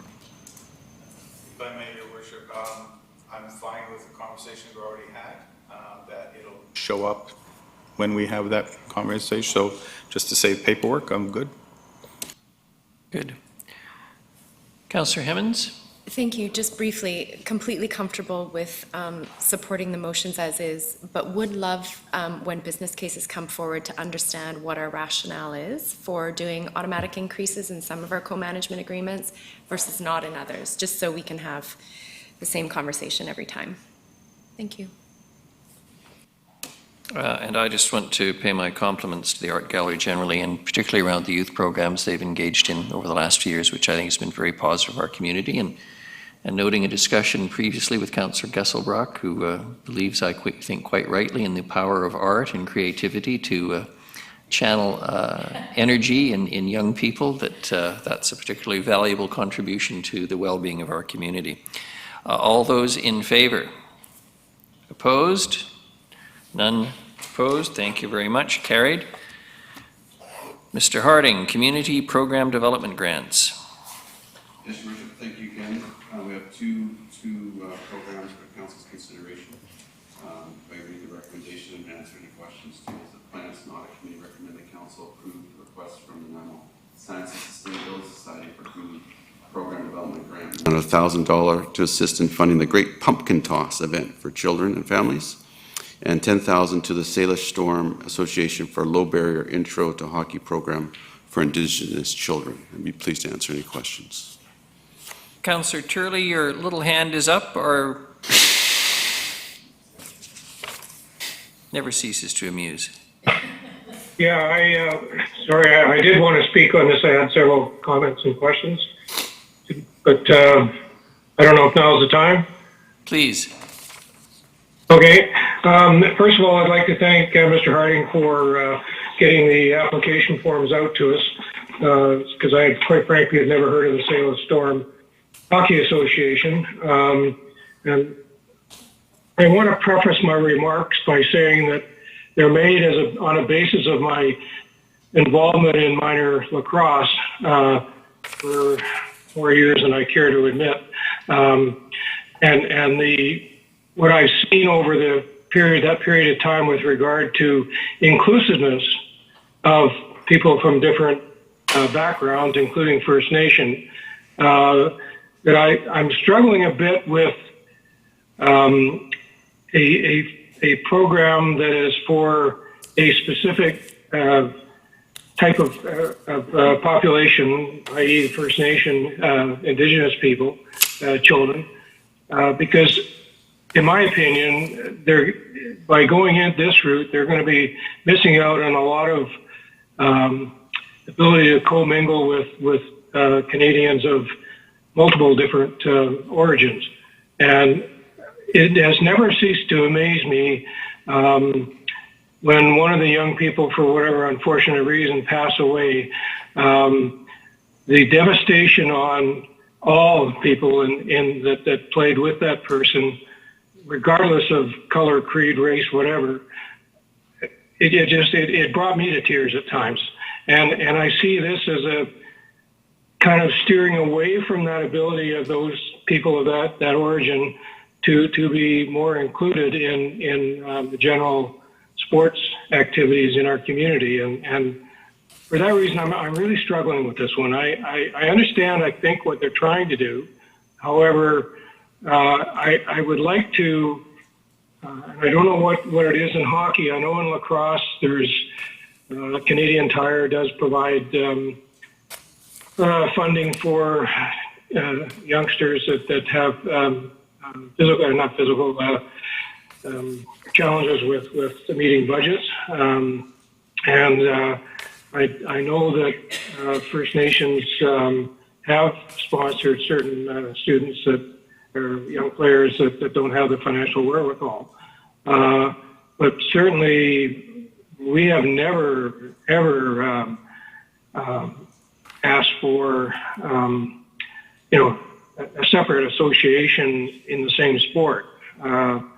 In reading it, in what they're proposing, they certainly are looking at, is the development program. And I'd be interested in seeing how that compares to Nanaimo minor hockey and their youngsters, and when they start playing hockey, as to whether the development programs are similar. So I could say a lot more, and I'd probably just get myself into deeper trouble. But I would like to have this particular one put off unless we have that information, and I don't see it in the package. Get the kind of an input as to what the Nanaimo minor hockey think. If they think it's a wonderful idea, then so be it. I don't know. I'll stop there. Thank you, Councillor Turley. Mr. Harding. Yeah, Your Worship, thank you, Councillor Turley. So in talking to the association that's working this on, they actually do want to include non-Indigenous children also. But the main goal here, and they've actually been working with Nanaimo minor hockey in addition to this, but is to find ways. We definitely know there's barriers, particularly to Indigenous children. And so this association is trying to work to reduce any of those kind of barriers, but there's never the intention to be separate or segregated. It's mostly to include more, but then find ways, if it's equipment, if it's transportation, those types of things to find, as we're dealing with a number of areas of inclusiveness in the community, how can we reduce some of those barriers? This program is really to kind of find those ways of reducing those barriers and to include them in and work with the other associations in making that happen, if that helps. I read there's been a conflict in the piece that we got. One indicates that it refers to disadvantaged youth, or not, financially low barrier, those youth that have financial barriers. And then in another part, it says for Indigenous. And so at that point, I didn't know, okay, so which is it? Is it all low barrier and people that are youth that can take advantage of this, or is it just Indigenous? If it's everybody, then I have no problem with it. I think it's a great idea, but if it's just focused to one portion of the population based on their ethnic background, I have an issue with that. So. Right. Worship, again, if I could, in our discussions with the organization, is really to, it's more than a little barrier, but definitely they started with, and we'll continue with some floor hockey at the new covered space, and seeing some of the pictures of the different children playing, it was quite interesting to see that the variety of children playing. And again, I know that is the goal, is to include more, but also to find ways to reduce barriers to those who can't play. I think I understand Councillor Turley's point, and I know what he's getting at, but I think for me, the way I understand this program and process, it's simply a recognition that Indigenous children may not feel as welcome as they should, or as comfortable participating in the larger sport, if you will, without perhaps some encouragement, training, supports, whatever. And so it's a recognition that, if you've got 10 kids and they all need a bicycle and one of them doesn't have a bicycle to participate in the bike club, what we're really being asked to do here is make sure there's a bicycle for the 10th kid. And in that sense, this is a very positive step forward. I appreciate what Councillor Turley is saying as someone who's been involved in minor sports and worked very hard to involve the Indigenous community in Nanaimo, the first people. This comes from the right place, and I know what he's trying to say, but I think overall you have to see this as a positive step forward. I'm going to go to Councillor Thorpe because he's been stuck out there in the audience and hardly gets recognized. Same with poor Councillor Turley, stuck in the screen. So, and then it's Councillors Martman, Gesselbrock, and Hemmens. Thank you, Your Worship. Through you, I, like Councillor Turley, have reservations about and I know there's no motion on the floor at this point, but I have serious reservations about the one recommendation. In fact, to the extent that I don't see myself supporting it, and it's not quite for the same reasons or concerns that Councillor Turley has mentioned. I don't think this should be a racial discussion at all, but my concern is simply we are recommending, or staff is recommending, using 2/3 of the total budget of this grant program to give to one organization. And I recognize there's money left in the grants at this point, but I still, in principle, can't support giving that much of our budget to one organization, especially when it's a new organization which does not have a proven track record. So I would be supportive of funding them, maybe for half of what the recommendation is, and then seeing how that works out, see how valuable the program is this coming year, and we can always revisit it for a greater amount in future if we think it's worthwhile. But I'm just, as I say, in general, opposed to giving that much of our total budget to any one organization. Thank you. Councillor Martman. Thank you. Through you, Your Worship, in response to Councillor Thorpe, we only had 2 applications and the deadline was May 1st for the fall and winter programs. So if we don't use this money, it just won't be used because there won't be any further applications coming in.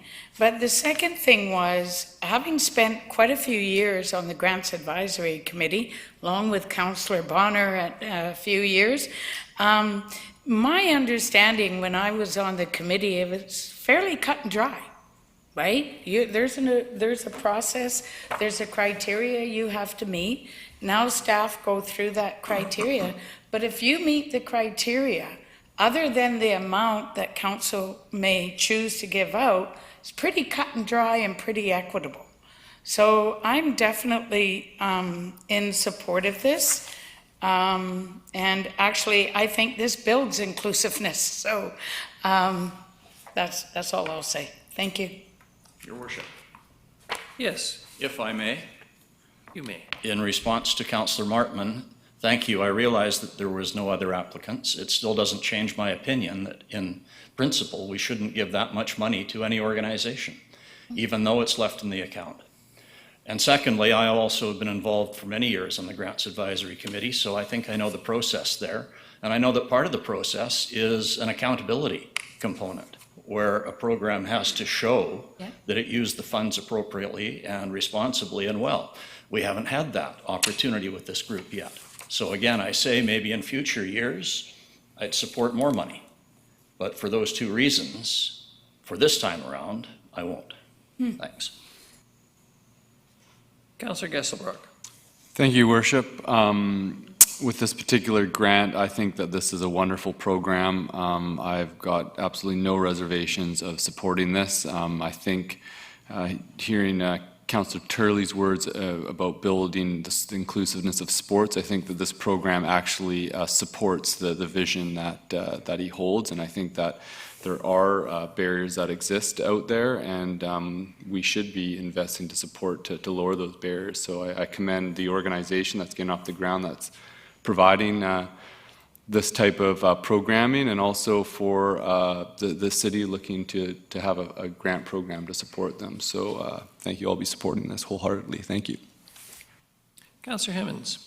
Thank you, Your Worship. I'll also be supporting. I do want to note that I also have the same reservations as Councillor Thorpe. But to Councillor Turley's point about, ensuring that things like sports activities are inclusive and open to everyone, we know that there are systemic barriers, and I think as a council that is interested in inclusivity and accessibility, just like Councillor Gesselbrock said, I think this actually holds with your vision of that. So I'm in support. Thank you. Councillor Bonner.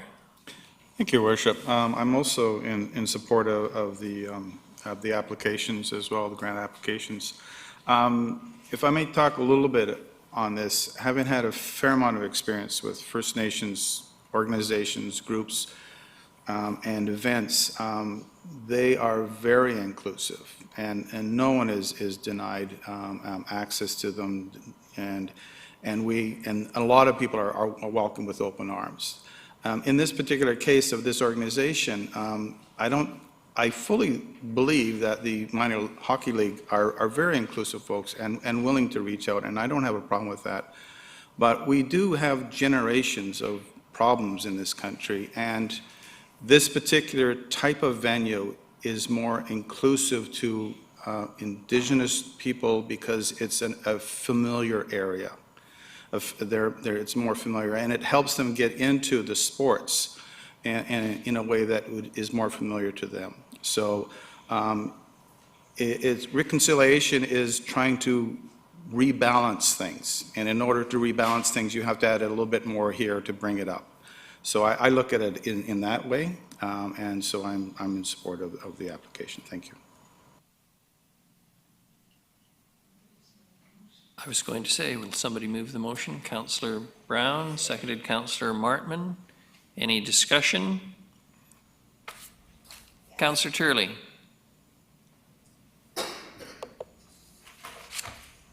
Councillor Turley, you've got to unmute yourself. We hear you much better when you're unmuted. You can't read lips, is that the problem? Can you hear me now? Yes, thank you. Thank you. So I would like to make a small amendment to the motion if it's worded as the option number one. That would be replace the word Indigenous with low barrier. No.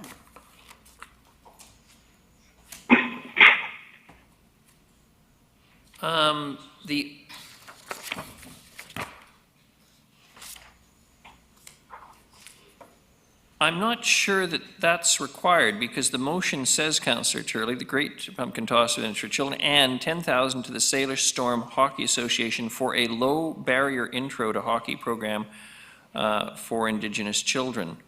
Yeah, and I think the word Indigenous is the one I'm struggling with.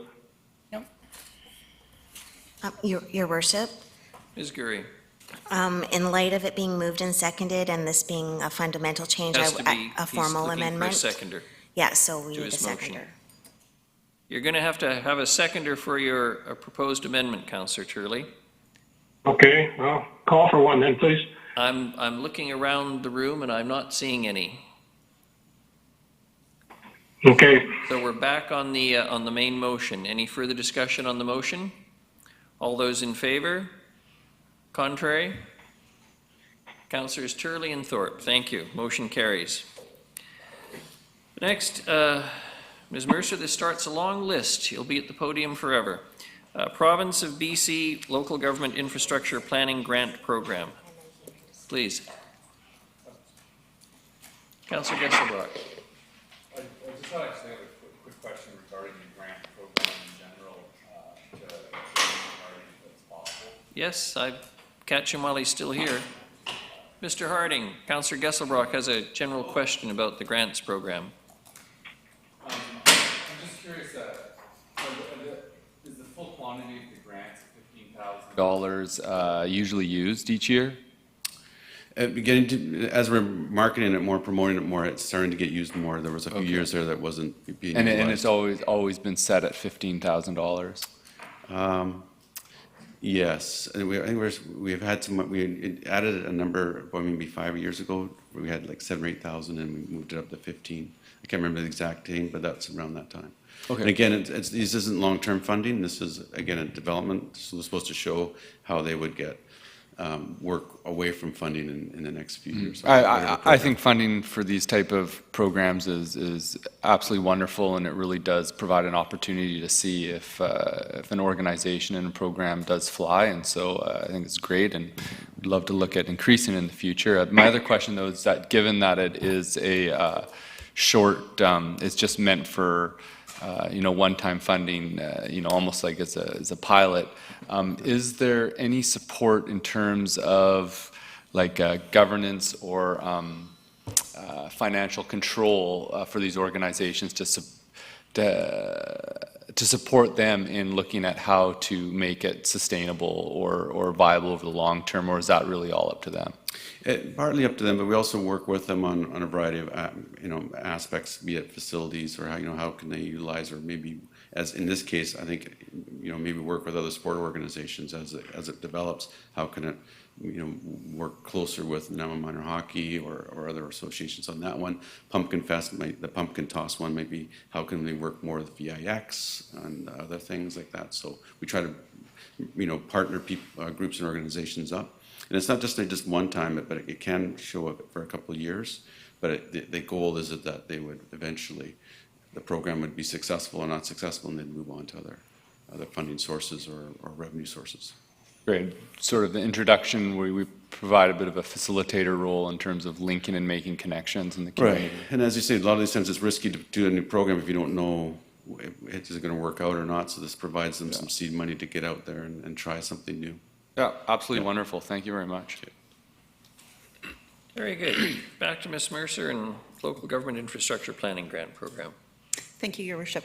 So this grant stream provides funding for local governments to develop or improve their long-term plans relating to assessing the technical, environmental, and/or economic feasibility of infrastructure projects. So for this intake, applications are due on July 15th, and they expect to announce funding. Within 3 months. So we have the city's water supply strategic plan project that is eligible for a $10,000 grant. And the project is currently in the 2020-2024 financial plan, and any grant money received would reduce the funding that we would need to provide from water reserves. I don't think we're going to have trouble getting a motion to this effect. I'm just trying to save your voice here this morning. So many of the grant streams require us to have an approval from council. Absolutely, and I think we're all going to say gimme this morning. So who's going to move the motion? Councillor Thorpe was fastest. I'll go to Councillor Hemmons for a seconder. Any discussion? All those in favor? Thank you very much. Much appreciated. Not to undercut the importance, but it's just a motion to ask for money. We love those. The next is consideration of new permissive tax exemption application and PTE cash grant funding request, Clay Tree Society. Okay, so thank you, Your Worship. We've had one organization request to be put on the PTE bylaw for 2020, and that's the Clay Tree Society. And they were previously on the PTE bylaw, but because ownership changed of the property that they're in, they were removed. And that removal happened after the bylaw of had to be passed by October 31st. They had no opportunity to apply for the 2020. So they're looking to be put on to the 2020 bylaw for 2021 taxes. And they're looking for a cash grant for their 2020 property taxes for their property at 838 Old Victoria Road. And like I said, they were removed because the property changed ownership.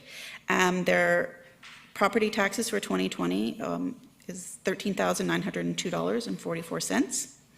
And they are looking for some relief against that. Currently in the budget, we have $5,000 budgeted for permissive tax exemption grants during the year. Some years we use them, some years we don't use it at all. So what we have recommended is that they receive the $5,000. But if council wish to give them the full ask, that money would need to come from the Strategic Infrastructure Reserve Fund. And just as a caution, the amount of money that's going to go into your Strategic Infrastructure Reserve this year will likely be greatly reduced because casino revenues are a big funder of that reserve. So just as a caution, if you were thinking that way, that if you wanted to fund the additional $8,900 out of that reserve. There is some struggles to fund that reserve, could potentially out of the COVID-19 issues. So basically, to summarize it for the public who is listening and watching, as we administer their funds, essentially, because of the timing of this, they didn't get a permissive tax exemption for the expansion. They bought the property next door. I think that's been in the works for a very long time and necessary for the well-being of Claytree. And they're basically looking for a $5,000 contribution to this year's taxes for that, and the re-implementation, if you will, of the permissive tax exemption for their existing So that, like I say, they were on the permission. They were on it, but because of the change in ownership, they were removed. Dropped. I believe they're looking probably for the full 13, but all we have in the budget is 5. So that's where we gave the other option of this SIR reserve. Councillor Gesselbrock. No, I'll pass things. Councillor Martman. Thank you, through you, Your Worship. So you said that we do have 5,000 that is available. I don't know which line it is, but so if we haven't used it in previous years, wouldn't there be more money in it, or have we used it every year? Through Your Worship to Councillor Martman, no, if we don't use that 5,000, it goes into our surplus number for the end of the year. We don't carry it forward. That's a $5,000 line item in the budget every year. Okay. I'll move the motion then, as recommended. Seconded, Councillor Hemmons. On to Councillor Bonner, and then Councillor Gesselbrock. Thank you, Your Worship. And Councillor Turley. Thank you. I'm in favor of the motion. I don't have a problem with that. Ordinarily, I would have a problem with number 2. Having sat on the Grants Advisory Committee, as outlined earlier by Councillor Martman there, that's something we didn't do generally. We didn't recommend it because the idea back then was that if you were able to buy the property, you've already paid the taxes, so you could afford the taxes. In this particular case, it's much different, so I don't have a problem with that. My question, though, is that our core service review specifically mentioned reviewing our permissive tax exemptions, and that was eons ago. And I'm wondering when we can look at if we are going to actually be doing that. We do ours quite differently than many municipalities, and just wanted to have a review of that and wanted to know if that's going to be happening. Thank you. Through Your Worship to Councillor Bonner, yes, that is in the works, and we had it kind of we were getting the gears going on that, and then COVID hit, so we're having to, the Revenue Services Department looks after that, and they're in a very strange tax time right now, so it's a little bit on hold, but that is definitely on our radar to do. So, yeah. Out of sight, but not out of mind. Yes. Councillor Gesselbrock. Thank you, Worship. Just for my clarity, so the motion, this covers like the whole quantity, the $13,000 with, or is there an additional ask on top of what the motion is going to do? No, through Your Worship to Councillor Gesselbrock. No, their ask was to cover their taxes. Yeah. And all we have in the budget is 5,000. Yeah. So that is what we're recommending. Okay. If you wanted to give them their full ask, you would need to take the additional money out of the Strategic Infrastructure Reserve. Okay, and so the motion on the floor is not to give them the additional No. money, it's just for... It's just for the 5,000. Okay. Give them the full budget, amount that we budget annually for a situation like this. I must admit that I'm strongly supportive of this organization. It has been doing amazing work in this community for a very long time. But I also look through their financial statement, and I give credit to their executive director, and who has worked very hard, and they're in a reasonably solid position in comparison to many other organizations in the community. So I just throw that out there as commentary, because I know there's some suggestion perhaps we take the money out of reserves. But what staff has recommended is the amount in the budget, which will clean out that particular budget item. Any further discussion on this? Councillor Turley, sorry, yes, don't worry. Okay, I get excited, you know. Thank you, Your Worship. So I have to admit I'm a bit confused on this one. Are we referring to two separate properties that have been either amalgamated into one? Because I see that the school district had owned the property prior, but and we're also referring to them having a progressive tax exemption prior as well. So if Ms. Mercer could clarify that, are the two properties, which the one they purchased from School District 68 is the one we're referring to, where we're looking at refunding them some, or is it for both the properties, or indeed is it just one property? Pardon my confusion. Yeah, through your worship.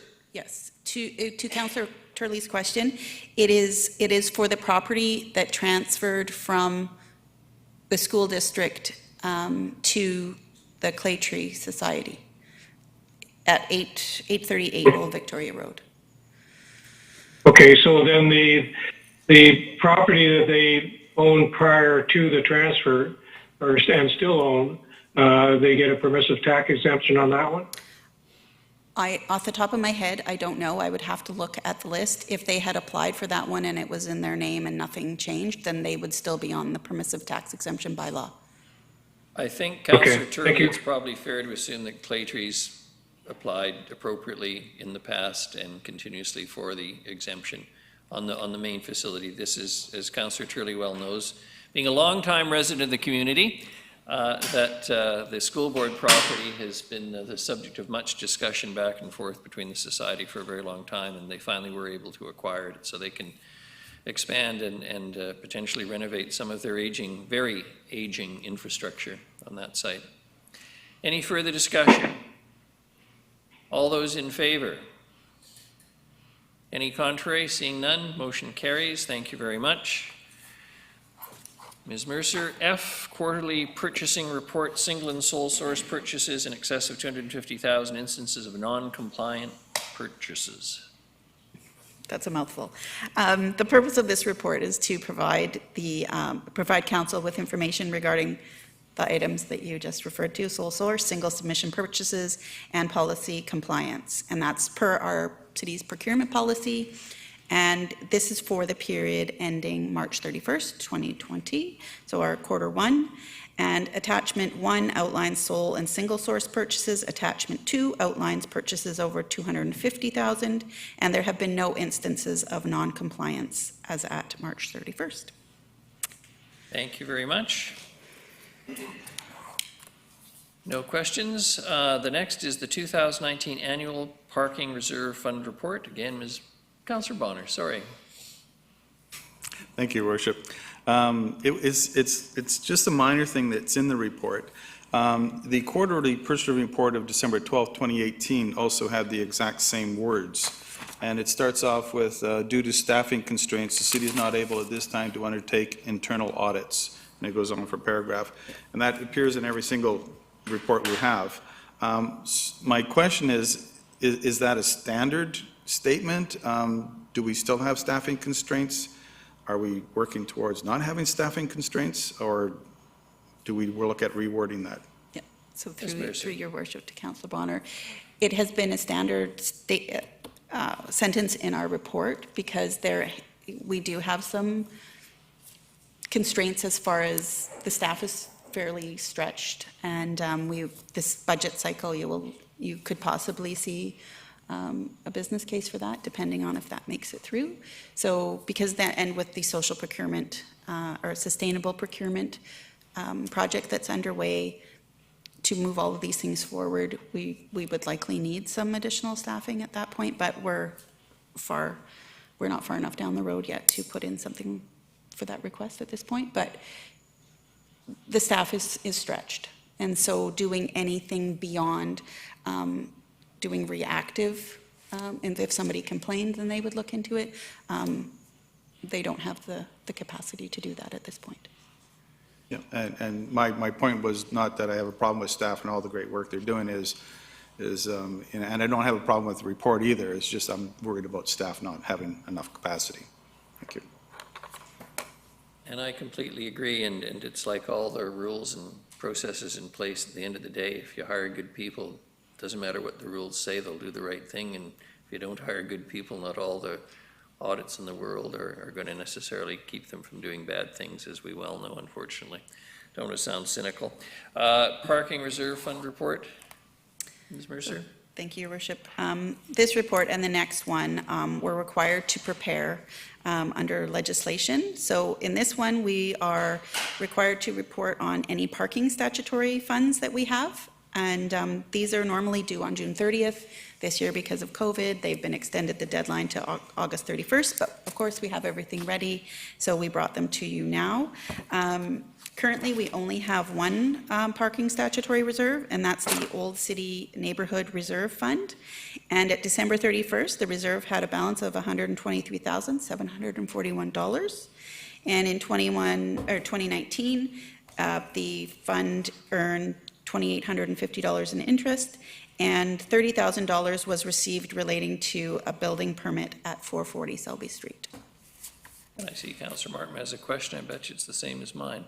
Go ahead, Councillor Martin. What are we allowed to spend development cost charges on? The mad money question, I'm with you. Development cost charges or this parking? Yeah, this reserve that we have, what can that money be used for? So the dollars are to be used to provide off-street parking spaces in the Old City Quarter. Now, there's not a whole lot of room in the Old City Quarter, so nothing has been spent in recent history on this. But there is a requirement that a cash in lieu of parking is paid into the reserve. And But we have quite a few million. I lost the page it's on. Do you have 454? Your Worship, are you on the last report, Councillor Yeah. Mortman? Okay, she was still, I believe, talking about item G, the parking reserve, so. Sorry, no, yeah. I'm on the next one. The big dollar. The big dollar item. Councillor Bonner. Thank you, Your Worship. Just a quick question is based on what Ms. Mercer just said. So if we were building a parking lot, like downtown in the Old City Quarter, we could just put all that money into there? That could be a funding option, yeah. Okay, thank you. It's just a report, no motion required. If no further questions, we're on to item H, 2019 Development Cost Charge Reserve Fund Report. Ms. Mercer again. Thank you, Your Worship. And I want to recognize the presence of Ms. Fuller, who's been here all morning as well, ready to back you up as necessary. Like the previous report, we're required to report on DCC, or Development Cost Charges reserves. And at the end of December 31st, at the end of December in 2019, the DCC reserve had a balance of $49,483,535. I think I said that wrong. And we had just under $7.6 million collected in DCC revenue last year. They earned just under 1.2 in interest in the reserve, and we spent just a little over $6 million out of the reserve on operating and capital projects for the year. Councillor Bonner? Thank you, Your Worship. Who knew that when I started this journey of councillor that I'd be such a keen interest in reserves? But I do. And so in 2016, this particular reserve had 38 million in it, and now has 49. And we've been spending money out of it. It's quite large. I'm wondering if we could just find a way to spend more money out of it instead of just growing it. Not so much that I'm keen on spending money, but I know that the money will be spent on good infrastructure in our city, and I'm just wondering what is stopping us from maintaining it at a certain level and just constantly spending and building things. Probably not a question for you. Yeah. I can answer some of it, but I think perhaps somebody else might, and there's no one else to answer that. I thought Mr. Lindsay or might have some information on that. But there are, in the bylaw that is set, there are specific projects that are outlined to be used in this, with this funds. Ms. Fuller is fully immersed in all of the ins and outs of what you can use DCC revenue for, so I'll let her give a much more Ms. Through Fuller, your good worship morning. to Councillor Browner. So we do undertake DCC reviews. So we do update projects in our DCC bylaws, and then we set our new DCC rates based on those projects that we need to undertake. So we actually have plans for all this money. We do have project plans. As I've mentioned to council numerous times, actually in our sewer DCC reserve, we are short. We're actually doing, as you know, internal boring. This year we did internal boring last year, and we're actually looking at, in the future, doing external boring because we're not actually collecting our DCCs fast enough in our sewer DCC reserve. We have a number of transportation projects coming up in the next few years that are big dollars. So this is a long-range reserve that we're looking at. Probably the only reserve where I'd say we're a little flush at the moment is our drainage DCC reserve, and that's just because those projects are coming online. So this money, you can't reallocate it to other projects. It is designated for projects that were part of our bylaw, and that is planned out. There is a long-range plan that is undertaken when they do the DCC review. Okay, yeah, I wasn't suggesting we just spend it on anything. We had a fulsome discussion and education on DCCs at the RDN, so I know what we're supposed to be doing with them. Thanks. And we have, If I can put it in language that I can understand, essentially, you could argue this is the fund for the new roof. We don't need the roof for another 5 years, but we have to save up the money because we know we won't have the money to pay for the roof when we have to put the roof on. So essentially, that's what we're doing. And even though it continues to grow and that looks good, it's going to take a big hit at some point in the future, and that's really what we're talking about. But not roofs. That completes our agenda, unless we have some other business. Thank you, everyone. Thank you to staff. Motion for adjournment. Councillor Martman, seconded Councillor Brown. All those in favor?